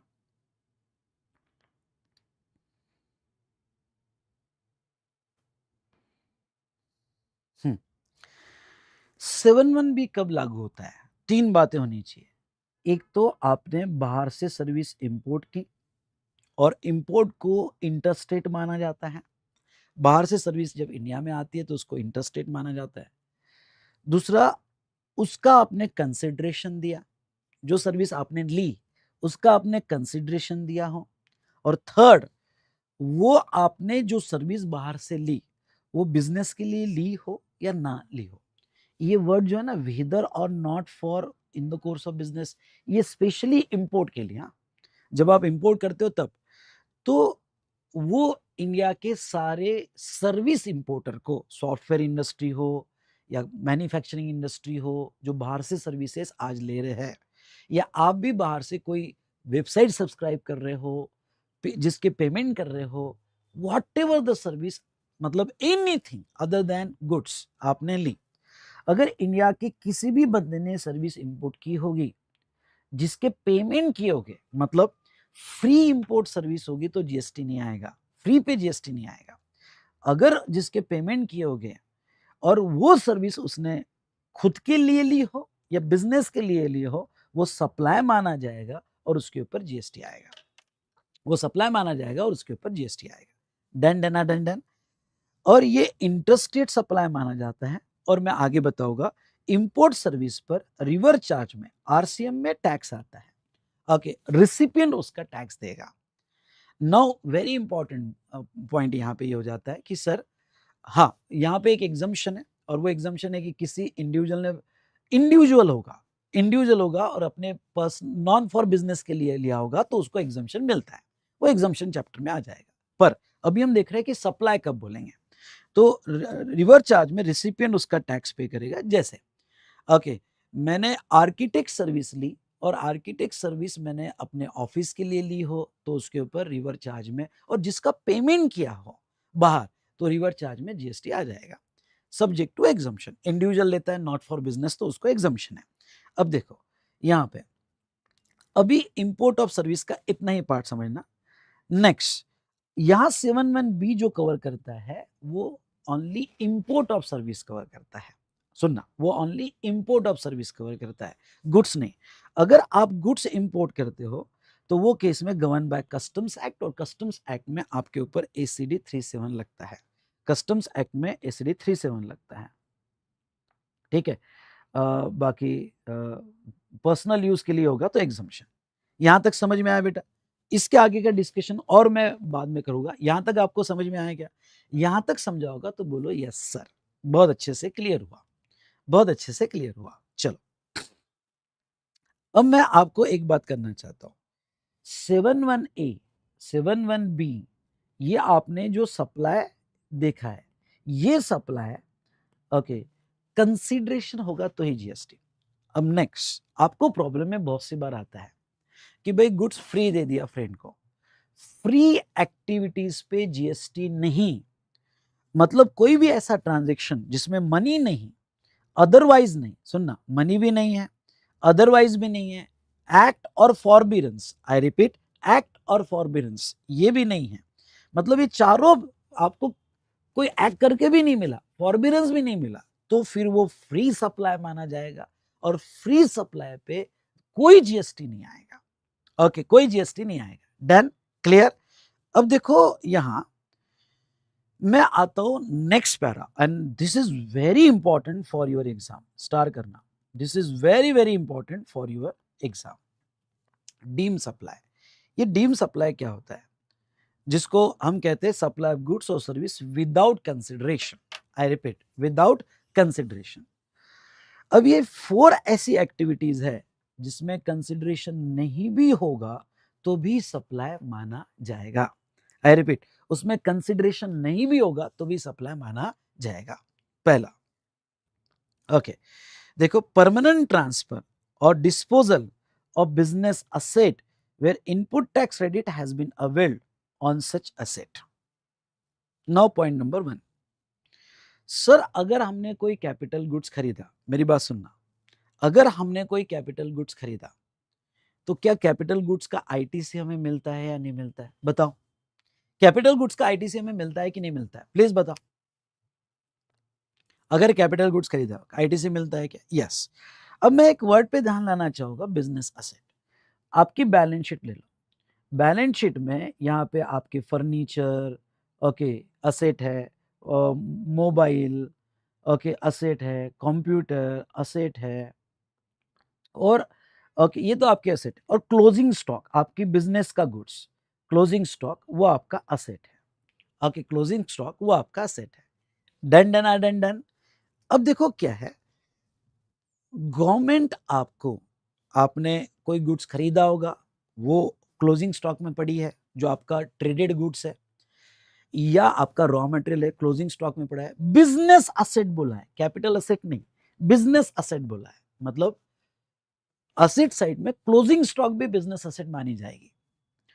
अगर कोई बिजनेस असेट जिसका आईटीसी आपने लिया हो, गवर्नमेंट को प्रॉब्लम क्या है, जब आप आईटीसी लेते हो, आईटीसी लिया हो और वो आपने किसी को फ्री दे दिया विदाउट कंसिडरेशन, विदाउट कंसिडरेशन मतलब फ्री दे दिया, आपने फ्री दे दिया विदाउट कंसिडरेशन, तो गवर्नमेंट कहती है कि भाई आईटीसी ले लिया ना तो ये सप्लाई माना जाएगा, क्योंकि हमने आपको आईटीसी इसलिए दिया था कि आप फ्यूचर बिजनेस में यूज करोगे, पर आप फ्यूचर बिजनेस में यूज ही नहीं कर रहे हो। सुनना मेरी बात, आप फ्यूचर बिजनेस में यूज ही नहीं कर रहे हो। ओके, आपने तो किसी को फ्री बांट दिया, ये समझ लो कैमरे का आईटीसी मैंने लिया, क्यों? क्योंकि इससे धंधा करूंगा, रिकॉर्ड लेक्चर करूंगा, आपको प्रोवाइड करूंगा, ये लाइट्स है, ये टेबल है, सबके मैंने क्रेडिट्स लिए हैं। और गवर्नमेंट कहती है ठीक है ना, ले लो क्रेडिट्स, पर इससे कमा के भी दो। लेकिन आपने अगर ये कैमरा किसी को फ्री दे दिया, ओके, असेट का पार्ट है, फर्नीचर किसी को फ्री दे दिया, कोई ओके, आपने कंप्यूटर डोनेट कर दिया, घर पे लेके चले गए, परमानेंट ट्रांसफर, मतलब वापस नहीं लाने वाले, परमानेंट लेके चले गए, तो गवर्नमेंट को यहां ऑब्जेक्शन है। फिर गवर्नमेंट कहती है कि भाई तूने दिया होगा फ्री, पर आईटीसी लिया हुआ गुड्स है, और आईटीसी लिया हुआ गुड्स है तो तूने जो आउटवर्ड सप्लाई किया वो सप्लाई माना जाएगा और उसके ऊपर जीएसटी आ जाएगा। Done done done done. तो ये है पैरा 1। ओके, पैरा 1 पे क्वेश्चंस आते हैं क्या? बिल्कुल आते हैं, बिल्कुल आते हैं कि भाई ऐसा दिया जाता है कि आपने वो वर्ड पे आते हैं कि आपने आईटीसी लिया है और आईटीसी लेके आपने फ्री बांटा है, फ्रेंड को दे दिया, घर पे लेके जाए, पर्सनल यूज कर लिया, तो आपको पैरा 1 लिखना पड़ेगा और आपको ये लिखना पड़ेगा कि permanent transfer of business asset on which ITC is taken, तो वो सप्लाई माना जाएगा। ओके, और उसके ऊपर जीएसटी आएगा। Done done done done, yes और नो, ये हमने देखा। सेकंड देखो यहां पे, सेकंड पैरा, ये भी इंपॉर्टेंट पैरा है, और वो विदाउट कंसिडरेशन फ्री सप्लाई, कब आपका जीएसटी आएगा? सप्लाई ऑफ गुड्स और सर्विसेज और बोथ बिटवीन रिलेटेड पर्सन, अगर आपने अपने ही रिलेटेड पर्सन को फ्री गुड्स दिया, नो डाउट ये जो हो रहा है ये फ्री फ्री हो रहा है, आपने अपने ही रिलेटेड पर्सन को फ्री गुड सप्लाई किया, या अपने डिस्टिंक्ट पर्सन को, आई रिपीट, अपने डिस्टिंक्ट पर्सन को फ्री गुड सप्लाई किया इन द कोर्स और furtherance of business, in the course और फर्दरेंस ऑफ बिजनेस, तो वो सिचुएशन में यहां पे अब वो एक्टिविटी सप्लाई मानी जाएगी, इवन दो विदाउट कंसिडरेशन, और जीएसटी नहीं आएगा। चलो मेरे साथ एक बार फिर से, आपने कोई भी गुड्स और सर्विस अपने रिलेटेड को फ्री दिया, या कोई भी गुड्स और सर्विस अपने ब्रांच को, डिस्टिंक्ट पर्सन जो सेपरेटली रजिस्टर्ड है उसको फ्री दिया, और वो बिजनेस के लिए दिया हो, तो वो सप्लाई माना जाएगा, इवन दो आपने अपनी ब्रांच को ही दिया हो, और उसके ऊपर जीएसटी आएगा ना। अब देखो यहां एक बहुत इंपॉर्टेंट फैक्टर जिसके ऊपर बार बार सवाल पूछते हैं, रिलेटेड पर्सन में, यहां नीचे अगर आप देखोगे तो रिलेटेड पर्सन की डेफिनेशन दी गई है, नीचे रिलेटेड पर्सन की डेफिनेशन दी गई है। रिलेटेड पर्सन में ओके, जैसे कॉमन डायरेक्टर्स और ऑफिसर्स, डायरेक्टर और कंपनी रिलेटेड माने जाएंगे, या फिर पार्टनर्स है, एक कंपनी और दो कंपनी पार्टनर है तो वो रिलेटेड माने जाएंगे। एम्प्लॉयर और एम्प्लॉय, ये ध्यान से पढ़ के जाना। अगर वो एम्प्लॉयर और एम्प्लॉय है और एक एम्प्लॉयर अपने एम्प्लॉय को अगर कुछ फ्री गिफ्ट देता है, पसंदीदा एम्प्लॉय है, ओके, और फ्री गिफ्ट दे दिया, तो भाई साहब वो रिलेटेड पार्टी ट्रांजेक्शन माना जाएगा। और बाद में उन्होंने दिया कि any company hold more than 25% stake, holding subsidiary company, okay, both company directly hold by third person. ठीक है, बाकी तो रीड कर लेना। नेक्स्ट एक इंपॉर्टेंट है, they are the member of same family. ये दो चीजें आपके अच्छे पढ़ के जाना। They are the members of same family, family member में अगर आपने in the course of business कोई गुड्स या सर्विस दिया तो वो भी रिलेटेड पार्टी ट्रांजेक्शन माना जाएगा। अब मैं एक स्पेशल डिस्कशन पे आता हूं, एम्प्लॉयर एंड एम्प्लॉय, क्योंकि इसको रिलेटेड पार्टी ट्रांजेक्शन ट्रीट किया है। अब सवाल ये है कि मेरा एक एम्प्लॉय है और उस एम्प्लॉय को भाई मैं गिफ्ट दे रहा हूं, ओके, गिफ्ट दे रहा हूं यहाँ पे, या कोई गुड्स दे रहा हूं, भाई कार दे दिया, कार गिफ्ट दे दिया मैंने, मोबाइल गिफ्ट दे दिया। तो अगर मैंने अपने कोई बिजनेस का गुड्स या सर्विस उसको फ्री गिफ्ट दिया होगा तो क्या जीएसटी आ जाएगा? यस। मैं उससे मेरे को कुछ भी नहीं मिल रहा है पर यस जीएसटी आ जाएगा, ये सप्लाई माना जाएगा। या सर्विस दे रहा हूं उसको, कैंटीन, मतलब मेरे कंपनी में उसको जो है कैंटीन की सर्विस फ्री है, मैं कैब सर्विस उसको फ्री दे रहा हूं, ओके, तो यस जीएसटी आ जाएगा, इवन दो मैं उससे कोई पैसा नहीं ले रहा हूं। Employer to employee, employer to employee. लेकिन गवर्नमेंट ने इंडस्ट्री के इंटरेस्ट में इन्होंने एक बेनिफिट दिया है, और वो क्या दिया है?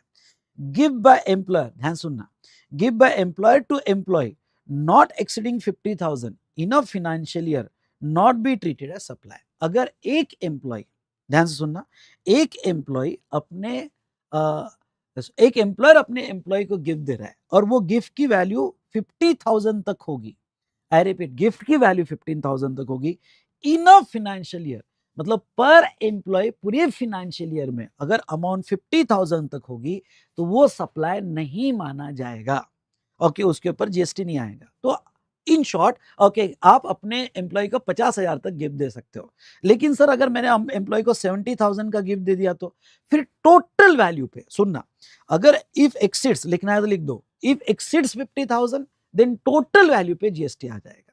ठीक है, तो जब भी इससे रिलेटेड कोई क्वेश्चन आए, सुनना, जब भी इससे रिलेटेड कोई क्वेश्चन आए तो आपका पहला पॉइंट ये होना चाहिए क्या, कि अगर एम्प्लॉयर ने एम्प्लॉय को गिफ्ट दिया तो यस वो रिलेटेड पार्टी है, सप्लाई माना जाएगा as per para 2, as per para 2 of the schedule 1। Point number 2 यहां पे सुनो, पॉइंट नंबर 2 यहां पे ये है, बट अगर गिफ्ट की वैल्यू 50,000 या उससे कम होगी तो then it would not be treated as supply, okay, वो सप्लाई नहीं माना जाएगा in a financially. And point number 3, अगर गिफ्ट की वैल्यू 50,000 से ज्यादा होगी तो वो केस में उसके ऊपर जीएसटी आ जाएगा।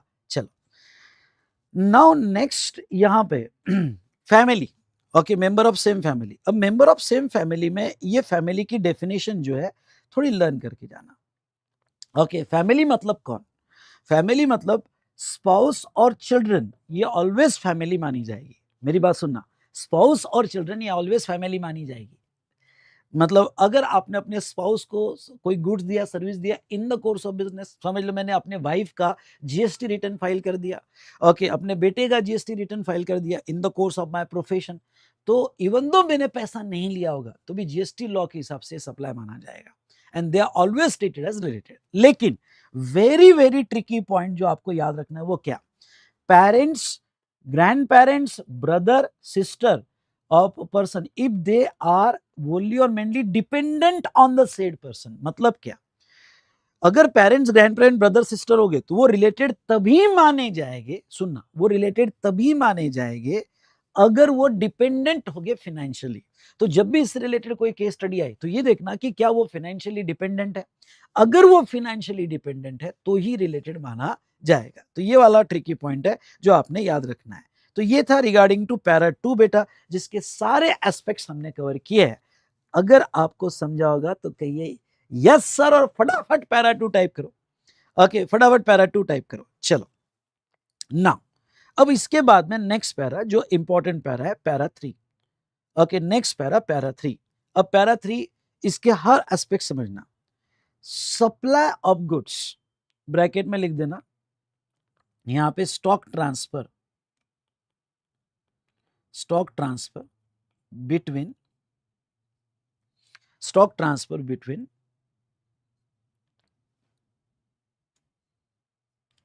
Principal and agent principal and agent. ठीक है, अब इसमें दो है, एक है सेलिंग एजेंट और एक है बाइंग एजेंट। ये कॉन्सेप्ट को समझ लो थोड़े ध्यान से। ओके, हाँ, प्रिंसिपल एंड एजेंट। अब एक एक लाइन समझ लो। पैरा 3 क्या कहता है? पैरा 3 कहता है सप्लाई इंक्लूड्स। एक एक लाइन समझ लो। सप्लाई इंक्लूड्स सेलिंग एजेंट के एंगल से, हाँ, supply includes transfer of goods. भाई इंडिया में किसी ने गुड्स ट्रांसफर किए, मतलब पैरा 3 सिर्फ गुड्स को अप्लीकेबल है। इंडिया में किसी ने गुड्स ट्रांसफर किए, transfer of goods by principal to agent. जब एक प्रिंसिपल अपने एजेंट को गुड्स ट्रांसफर करेगा, where agent undertake to further supply on the behalf of principal. जहां एजेंट प्रिंसिपल के बिहाफ पे माल बेचेगा तो ये सप्लाई माना जाएगा। ओके, अब ध्यान रखना ये पैरा 3 सिर्फ गुड्स को अप्लीकेबल है, सर्विस को अप्लीकेबल नहीं होगा। एग्जाम्पल के तौर पे प्रिंसिपल है XYZ लिमिटेड, वंश है agent, consignment agent. XYZ limited ने कहा भाई वंश एक काम कर, मैं तेरे को गुड्स भेजता हूं, तू मेरा एजेंट है, तेरे स्टॉक में गुड्स रख और आगे बेच मेरे बिहाफ पे। ओके, आगे बेच मेरे बिहाफ पे, मैं तेरे को जो भी तेरा कमीशन बनता है वो दे दूंगा। तो मैंने अपना माल सेल नहीं किया, स्टॉक दिया मेरे एजेंट के पास, स्टॉक ट्रांसफर हुआ। आपका पूरा फोकस यहां रखना कि मैंने अपने एजेंट को माल स्टॉक में दिया कि भाई बेच मेरे बिहाफ पे। ये मैंने स्टॉक ट्रांसफर किया विदाउट कंसिडरेशन, अभी इसका पैसा नहीं लिया। भाई वंश को बोला अरे तू टेंशन क्यों लेता है, माल बेच फिर पैसा देना भाई। ओके, रख तो मेरा माल, अच्छा माल है मेरा। अब ये जो है आगे कस्टमर को बेच रहा है। यहां पे बहुत इंपॉर्टेंट क्राइटेरिया है, और ये क्राइटेरिया क्या है? मेथड 1। अब ध्यान सुनना, वंश जब कस्टमर को बेच रहा है तो यह सर्कुलर क्या कहता है? वंश जब कस्टमर को बेच रहा है tax invoice in the name of principal. भाई वंश कस्टमर को बोल रहा है देखो ये माल ना XYZ का है, बहुत अच्छा माल है, आपको बाय करना है तो आप बाय कर सकते हो। इनवॉइस भी XYZ का, यानी वंश जब इसको इनवॉइस दे रहा है तो इनवॉइस खुद के नाम का नहीं है, प्रिंसिपल्स के नेम का है। अगर ये प्रिंसिपल के नाम पर बेच रहा होगा आगे तो अल्टीमेटली वो प्रिंसिपल ही बेच रहा है और उसका जीएसटी प्रिंसिपल ही देगा। यानी इवन दो गुड्स दिया होगा एजेंट ने, पर इनवॉइस प्रिंसिपल का है तो इसका जीएसटी प्रिंसिपल ही देगा।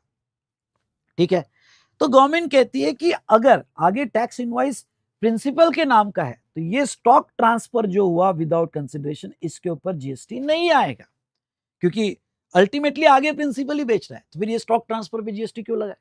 इसका टैक्स आगे प्रिंसिपल ही देगा। लेकिन अगर एजेंट अपने ओन इनवॉइस दे रहा होगा, अब बड़े बड़े एजेंट्स होते हैं, ओके, बड़े बड़े एजेंट्स होते हैं, ओके, कि कुछ बिजनेस प्रैक्टिस ऐसे है कि छोटे मैन्युफैक्चरर छोटे होते हैं, एजेंट्स बड़े होते हैं, और वो आगे अपना ओन इनवॉइस देते हैं। जैसे एजेंट में ऑक्शनियर भी आता है, तो ऑक्शनियर जब बड़ा ऑक्शन करता है तो अपने खुद के इनवॉइस देता है कस्टमर को। तो ऐसे केस में एजेंट ओन टैक्स इनवॉइस दे रहा है। अब यहां गड़बड़ होगी, क्योंकि एजेंट ने अगर खुद का इनवॉइस दिया तो फिर तो वो उसका सेल हो गया, उसका सेल होगा तो वो तो सेपरेट खुद का जीएसटी देगा। तो फिर गवर्नमेंट कहती है कि अब पैरा 3 पिक्चर में आ जाता है, और अब ये एजेंट पैरा 3 का एजेंट माना जाएगा। जब एजेंट आगे ओन इनवॉइस देगा तो अब ये एजेंट पैरा 3 का एजेंट आएगा, और गवर्नमेंट कहती है कि ये स्टॉक ट्रांसफर पे जीएसटी आ जाएगा। ओके, तो ये स्टॉक ट्रांसफर पे जीएसटी आ जाएगा। तो okay, principal invoice and own invoice, ये बड़ा इंपॉर्टेंट है। एक बार फिर से, ओके, यहां पे एक लाइन का क्राइटेरिया है, एजेंट आगे क्या कर रहा है। एजेंट अगर प्रिंसिपल का इनवॉइस दे रहा है तो फिर ठीक है ना, यहां का टैक्स प्रिंसिपल ही देने वाला है, तो ये स्टॉक ट्रांसफर पे जीएसटी नहीं आएगा। लेकिन अगर एजेंट आगे बेचते वक्त ओन इनवॉइस दे रहा है तो फिर ये स्टॉक ट्रांसफर पे जीएसटी आ जाएगा। मेरी बात समझे क्या? ओके, ये समझा होगा तो यहाँ पे 1 टाइप करो। चलो फटाफट, जितने भी स्टूडेंट कनेक्टेड है समझा होगा तो 1 टाइप करो। ठीक है, ये तो था सेलिंग एजेंट के लिए। Same for buying agent. बहुत सी बार प्रिंसिपल गुड्स बाय करने के लिए एजेंट लगाता है, समझ लो ये XYZ लिमिटेड है, अब यहाँ पे ये अपना बाइंग एजेंट लगा रहा है कि भाई मेरे बिहाफ पे कुछ बाय कर। ये बाइंग एजेंट ने कुछ सप्लाई ढूंढे और इसको कहा कि अरे समझ लो एग्जाम्पल लो, मुझे ना डिजिटल बोर्ड खरीदना है। ओके, मैं वी स्मार्ट एकेडमी हूँ, मुझे डिजिटल बोर्ड खरीदना है। मुझे डिजिटल बोर्ड खरीदना है तो मुझे नहीं पता, बहुत सारे सप्लायर है। तो मैंने एक बंदे को लगाया, देख यार मुझे अच्छा डिजिटल बोर्ड खरीदना है, देख कितने सप्लायर है। उसने बहुत सारे सप्लायर से कॉन्टेक्ट किया। अब देखो, हाँ एक सप्लायर, अच्छा सप्लायर मिल गया डिजिटल बोर्ड खरीदने के लिए, फॉर प्रोक्यूरिंग, इसके लिए वर्ड होता है प्रोक्यूरिंग द गुड्स, ठीक है। अब ये जब सप्लायर यहाँ पे मिल गया, अब दो चीजें हो सकती है कि मैंने कहा एजेंट तू बाजू में हट, तेरा कमीशन ले लेना। अब मैं डायरेक्ट बात करूंगा, अगर सप्लायर डायरेक्ट मेरे नाम का इनवॉइस दे रहा है, ओके, डायरेक्ट अगर सप्लायर मेरे नाम का इनवॉइस दे रहा है और एजेंट का खुद का इनवॉइस नहीं है, तो फिर पैरा 3 एप्लीकेबल नहीं होगा, क्योंकि डायरेक्ट सप्लायर और मेरा कॉन्ट्रैक्ट है और मेरे नाम का इनवॉइस है, तो पैरा 3 बीच में नहीं आएगा। लेकिन अगर ट्रांजेक्शन कुछ ऐसा हुआ कि सप्लायर ने एजेंट के नाम का इनवॉइस दिया और एजेंट ने अपना ओन इनवॉइस मुझे दिया, मतलब दो इनवॉइस बन गए, सप्लायर एजेंट को दे रहा है और एजेंट खुद के नाम का इनवॉइस मेरे को दे रहा है मेरा एजेंट ही, पर वो उसके नाम का इनवॉइस दे रहा है। जब अगर एजेंट उसके नाम का इनवॉइस मेरे को देगा, तो यहाँ पे भाई साहब, ओके, ये एजेंट टू प्रिंसिपल जो होगा, ओके, इस पर भी जीएसटी आएगा। ओके, एजेंट टू प्रिंसिपल होगा, उस पर भी जीएसटी आएगा। तो transfer of goods by agent to principal, where agent undertake to receive the goods on the behalf of principal, तो उस पर जीएसटी आएगा। तो दोनों क्राइटेरिया में क्या है, एक लाइन में खत्म होता है। दोनों क्राइटेरिया एक लाइन में क्या खत्म होता है, अगर एजेंट ओन इनवॉइस बना रहा है, कम ऑन, क्या कहा मैंने, अगर एजेंट ओन इनवॉइस बना रहा है, तो वो सेलिंग एजेंट हो या बाइंग एजेंट हो, वो केस में यहाँ पे ध्यान से सुनना, वो केस में यहाँ पे जो है, ओके, इनवॉइस बनेंगे। आई रिपीट, वो केस में यहाँ पे जीएसटी आ जाएगा और वो पैरा 3 का एजेंट माना जाएगा। पैरा 3 पूरा अच्छे से समझ में आ गया?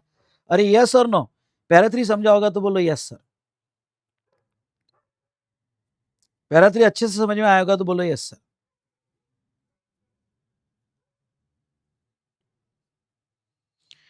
चलो, अब आप आ जाओ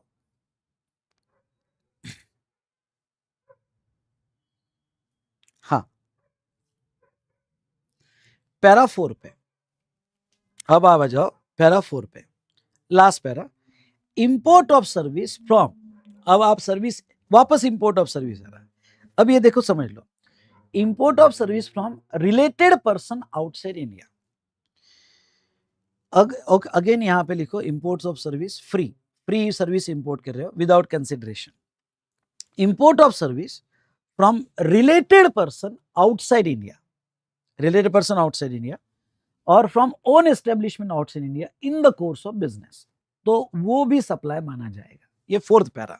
अब ये फोर्थ पैरा देखो, यहां पे बता देता हूं, दो चीज बिल्कुल कंपैरिजन में एनालिसिस करना प्रॉब्लम देखते वक्त। पहला यहां पे मैं आपको बता दूं कि अगर आपकी सर्विस, ध्यान से सुनो, अगर आपकी सर्विस इंपोर्ट ऑफ सर्विस होगी जिसमें आपने कंसिडरेशन दिया, अगर आपने कंसिडरेशन दिया होगा ना, तो किसी से भी इंपोर्ट करो, जीएसटी सप्लाई माना जाएगा। सवाल है सप्लाई माना जाएगा। लेकिन आपने सर्विस फ्री इंपोर्ट की, तो मैंने एक एनालिसिस दिया, free import service not treated as supply. अगर आप कोई ऑनलाइन वेबसाइट सब्सक्राइब कर रहे हो फ्री, गेम सब्सक्राइब कर रहे हो फ्री, कोई भी सर्विस इंपोर्ट कर रहे हो फ्री, फ्री इंपोर्ट सर्विस पे जीएसटी नहीं आएगा। अनलेस, गवर्नमेंट क्या कहती है, अनलेस अगर वो फ्री इंपोर्ट सर्विस आपने रिलेटेड से ली होगी। अब रिलेटेड में मैक्सिमम इसमें क्वेश्चन आए फैमिली मतलब आपका ब्रदर सिस्टर, डिपेंडेंट होगा, डिपेंडेंट नहीं है, तो वो रिलेटेड के डेफिनेशन में आता होगा और उससे ली होगी, और फ्री ली होगी तो जीएसटी आएगा। दूसरा, या आपने अपने ब्रांच से ली होगी और वो बिजनेस के लिए ली होगी, ये वेरी इंपॉर्टेंट, बिजनेस के लिए ली होगी तो जीएसटी। तो ये लाइन बिल्कुल रट्टा मार के जाना, फ्री इंपोर्ट सर्विस पे जीएसटी नहीं आएगा unless imported from related person या distinct person outside India in the course of business. Business के लिए लिया होगा तो उसके ऊपर जीएसटी आएगा। आपको कंफ्यूज कहां करते हैं, इससे रिलेटेड 2-3 क्वेश्चन मैंने क्वेश्चनर में लिए, वो बिल्कुल सोच समझ के। कभी कभी क्या होता है, अनरिलेटेड पर्सन है पर फ्री आया, तो पहला थॉट ये आना चाहिए, thought number 1, free import service पे जीएसटी नहीं, नहीं नहीं नहीं, किसी में ना 71B में भी नहीं और पैरा 4 में भी नहीं। ओके, नहीं, अनलेस, फिर प्रॉब्लम देखना क्या ये रिलेटेड है क्या, रिलेटेड के डेफिनेशन में आता है क्या, रिलेटेड से फ्री होगा तो जीएसटी आएगा। ओके, या फिर ओन एस्टेब्लिशमेंट से होगा जीएसटी आएगा। और क्या ये बिजनेस के लिए है क्या, कभी कभी मैं रिलेटेड से ले रहा हूं, ओके रिलेटेड है ले रहा हूं पर बिजनेस के लिए नहीं ले रहा हूं तो जीएसटी नहीं आएगा। तो ये एक एक फैक्टर है, एक एक सोच आपने केयरफुली देखना। एक बार फिर से मेरे साथ लाइन करो, अगर आपने इंपोर्ट सर्विस ली फॉर कंसिडरेशन, बात खत्म, सप्लाई अंडर 71B, कंसिडरेशन होगा तो 71B, सोचना ही मत। अगर आपने फ्री इंपोर्ट सर्विस ली और free import service related, carefully check करना, रिलेटेड से ली और बिजनेस के लिए लिया होगा, आई रिपीट, रिलेटेड से लिया होगा और बिजनेस के लिए लिया होगा तो ही सप्लाई, या रिलेटेड से लिया या फिर आपने ओन एस्टेब्लिशमेंट से लिया और बिजनेस के लिए लिया तो ही सप्लाई माना जाएगा। ये बेटा 4 पैराग्राफ थे। अब एक लास्ट डिस्कशन करना चाहूंगा and that's all, very important last discussion क्या है। ओके, डेल क्रेडिटरी एजेंट, एक लास्ट डिस्कशन पे आ जाओ and that is del credere agent. ये डेल क्रेडिटरी एजेंट क्या होता है 5 मिनट में समझ लो। ओके, ये रिवाइज फिर और मैं आपको बाद में रिवाइज करूंगा। डेल क्रेडिटरी एजेंट मतलब होता है कि ये एजेंट जो है जब सप्लायर और बायर को मिलाता है, भाई एक प्रिंसिपल है और एक बायर है और ये एजेंट है, ये दो पार्टी को जब मिलाता है तो एक गारंटी लेता है। गारंटी ये लेता है कि बायर ने अगर पेमेंट नहीं किया, ओके, बायर ने अगर सप्लायर को पेमेंट नहीं किया तो ये पेमेंट करेगा। अब ये पेमेंट करेगा और ये टेम्पररी फाइनेंस करेगा बायर को। ये बोलेगा देख यार तू मेरा सप्लायर है, तू पेमेंट नहीं कर रहा है तो ठीक है मैं कर देता हूँ, ओके मैं कर देता हूँ डेल क्रेडिट एजेंट, लेकिन जो भी पैसा मैं दूंगा प्रिंसिपल को वो तेरे लिए फाइनेंस माना जाएगा। अब ये del credit agent finance by DCA if payment is not made buyer within time. अब देखो यहाँ पे 2 सवाल थे और डेल क्रेडिट एजेंट का क्वेश्चन एग्जाम में पूछा गया था। पहला क्या था कि ये डेल क्रेडिट एजेंट को जो स्टॉक दिया जाता है ये सप्लाई कब माना जाएगा। ये तो हमारा बेसिक प्रिंसिपल ही है। बेसिक प्रिंसिपल ये है कि tax invoice in the name of principal, ये एजेंट जब आगे माल बेच रहा है और टैक्स इनवॉइस प्रिंसिपल का है तो ये स्टॉक ट्रांसफर पे जीएसटी नहीं आएगा। और next, tax invoice in his own name, हाँ अगर ये खुद के नाम का इनवॉइस बना रहा होगा तो फिर ये स्टॉक ट्रांसफर पे जीएसटी आएगा। एक पॉइंट तो हो गया हमारा, स्टॉक ट्रांसफर ऑफ गुड्स कब आएगा और कब नहीं आएगा, डिपेंड ऑन डीसीए इनवॉइस कैसे दे रहा है। अब दूसरा जो पॉइंट आपको यहां डिस्कस करना है वो क्या, दूसरा पॉइंट ये है कि ये डेल क्रेडिट एजेंट को अगर फाइनेंस करने की जरूरत पड़ी क्योंकि बायर ने नहीं दिया और फाइनेंस करने की जरूरत पड़ी तो ये फाइनेंस का लगता है इंटरेस्ट, फाइनेंस का लगता है इंटरेस्ट। तो ये इन दोनों का सेपरेट ट्रांजेक्शन है, ये सेपरेट अरेंजमेंट है, प्रिंसिपल को इससे कोई लेना देना नहीं। ओके, ये सेपरेट अरेंजमेंट है। अब सवाल ये है कि ये जो डेल क्रेडिट एजेंट इंटरेस्ट लगा रहा है बायर को, ये ओके इसके जीएसटी इंप्लीकेशन क्या है। अब देखो यहां लॉ क्या कहता है, अगर tax invoice in the name of principal हो, अब थोड़ा ध्यान सुनना, डीसीए जब आगे बेच रहा है और इनवॉइस प्रिंसिपल के नाम का है, प्रिंसिपल के नाम का है, तो मतलब ही ये हुआ कि एजेंट पैरा 3 का नहीं है, वो एक्टिवली इन्वॉल्व नहीं है क्योंकि प्रिंसिपल के नाम का इनवॉइस है। तो ये जो इनवॉइस बनेगा प्रिंसिपल के नाम का, क्या ये इंटरेस्ट इसमें ऐड होगा क्या, नहीं। क्यों, क्योंकि प्रिंसिपल को कोई लेना देना नहीं उसके इंटरेस्ट से, उसका वो सेपरेट फाइनेंस है। तो अगर इनवॉइस प्रिंसिपल का है तो डेल क्रेडिट एजेंट ने जो इंटरेस्ट चार्ज किया वो ऐड नहीं होगा। ओके, वो उसका सेपरेट फाइनेंशियल अरेंजमेंट है और ये लोन का इंटरेस्ट माना जाएगा। लेकिन अगर डेल क्रेडिट एजेंट ने, ध्यान सुनना, डेल क्रेडिट एजेंट ने खुद का इनवॉइस दिया, अपना ओन इनवॉइस दिया डेल क्रेडिट एजेंट ने, तो वो सिचुएशन में अगर उसका खुद का इनवॉइस होगा और वो एक्स्ट्रा इंटरेस्ट लगा रहा होगा क्योंकि फाइनेंस भी है इसलिए एक्स्ट्रा इंटरेस्ट लगा रहा होगा, तो ये इंटरेस्ट अब लोन का नहीं माना जाएगा। ओके, ये इंटरेस्ट जो है यहां सेक्शन 15(2)(d) में delay payment of consideration, I repeat, section 15(2)(d) में डिले पेमेंट ऑफ कंसिडरेशन माना जाएगा और ये इंटरेस्ट ऐड होगा। चलो आई वांट टू कंक्लूड। देखो डेल क्रेडिट एजेंट का अगर जब भी क्वेश्चन आए तो ध्यान रखना, डीसीए क्या कर रहा है, डीसीए अगर ओन इनवॉइस बना रहा है, सुनना, डीसीए अगर ओन इनवॉइस बना रहा है तो वो उसका ट्रांजैक्शन है। तो इंटरेस्ट सेक्शन 15(2)(d) में डिले पेमेंट ऑफ कंसिडरेशन होगा, और अगर डीसीए प्रिंसिपल का इनवॉइस बना रहा है तो फिर उसका जो फाइनेंस वो सेपरेट माना जाएगा और वो इंटरेस्ट ऑन लोन माना जाएगा और वो एग्जम्प्ट रहेगा। ये समझा क्या बेटा डेल क्रेडिट एजेंट? समझाओ तो बोलो यस सर, बहुत अच्छे से समझ में आया। ओके, समझाओ तो बोलो यस सर, बहुत अच्छे से समझ में आया। Done done done done. Okay, तो ये था regarding to del credit agent, हमने यहाँ पे देखा। और एक सर्कुलर जो है, अगर आपको याद होगा तो, हाँ सर्कुलर, एक ये सर्कुलर थोड़ा आपने अच्छे से पढ़ना। ओके, सप्लाई फॉर कंसिडरेशन, और वो है नेम प्लेट वाला। नेम प्लेट वाला सर्कुलर क्या होता है, ये थोड़ा मैं नेक्स्ट इसमें रिवाइज भी करूंगा नेक्स्ट सेशन में, कि समझ लो वॉलंटरी डोनेशन है, और वॉलंटरी जो डोनेशन दिया गया कोई स्कूल को, चैरिटेबल ट्रस्ट को, और जिसने डोनेशन दिया उसका नाम लगाया गया, तो उसका नाम लगाना whether it is a service. Okay, whether it is a service. तो इसमें दो पॉइंट है। अगर अगर किसी ने हमको डोमिनेशन दिया जिसका हमने उसको एक सर्विस दी, उसका नाम लगाया, पर वो गेस्चर ऑफ ग्रेटिट्यूड होगा या पब्लिक रिकग्नाइजेशन फॉर फिलोंथ्रोपिक एक्ट होगा, सुनना, गेस्चर ऑफ ग्रेटिट्यूड होगा या पब्लिक रिकग्नाइजेशन ऑफ फिलोंथ्रोपिक एक्ट होगा, तो वो सप्लाई फॉर कंसिडरेशन नहीं होगा और वॉलंटरी डोनेशन पे जीएसटी नहीं आएगा, क्योंकि भाई नाम लिया है, as a just gesture of gratitude है। लेकिन अगर हमने डोनेशन लिया और हमने उसका नाम ऐसे लिखा जैसे उसका बिजनेस प्रमोट हो, तो फिर वो सर्विस हो गई। गेस्चर ऑफ ग्रेटिट्यूड है तो वो सर्विस नहीं, पर उसके डोनेशन के अगेंस्ट में आपने उसका नाम प्रमोट किया, बिजनेस को प्रमोट किया, तो वो केस में फिर वो सप्लाई माना जाएगा और जीएसटी आ जाएगा। तो इस तरह से हमने कुछ इंपॉर्टेंट एस्पेक्ट का रिवीजन किया है। ओके, अगर आपको समझा होगा तो बोलिए यस सर।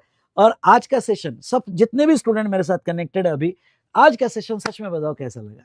अगर अच्छा लगा होगा तो सारे स्टूडेंट कमेंट करेंगे एमजेड एमजेड, और बेटा लाइक जरूर करना, कमेंट जरूर करना। इसके आगे का डिस्कशन हम कंटिन्यू करेंगे okay concept of supply session 2 में। ओके, अब देखो कॉन्सेप्ट ऑफ सप्लाई सेशन 2 होगा जिसमें पूरा डिस्कशन कंप्लीट करेंगे, और एक और मैं ऐड करूंगा ओके, जो एक छोटा सा session supply session 3, I repeat supply 2A, sorry supply part 2A, उसमें मैं थोड़ा क्वेश्चन डिस्कशन भी आपके साथ कर लूंगा। सप्लाई 2A तो नेक्स्ट 2 रहेगा, वो देख लो। उसके बाद में मैं स्पेशल ऐड करके दे दूंगा जिसमें आपके साथ क्वेश्चन डिस्कशन भी कर लूंगा। ठीक है, चलिए दोस्तों, कैसा लगा सेशन?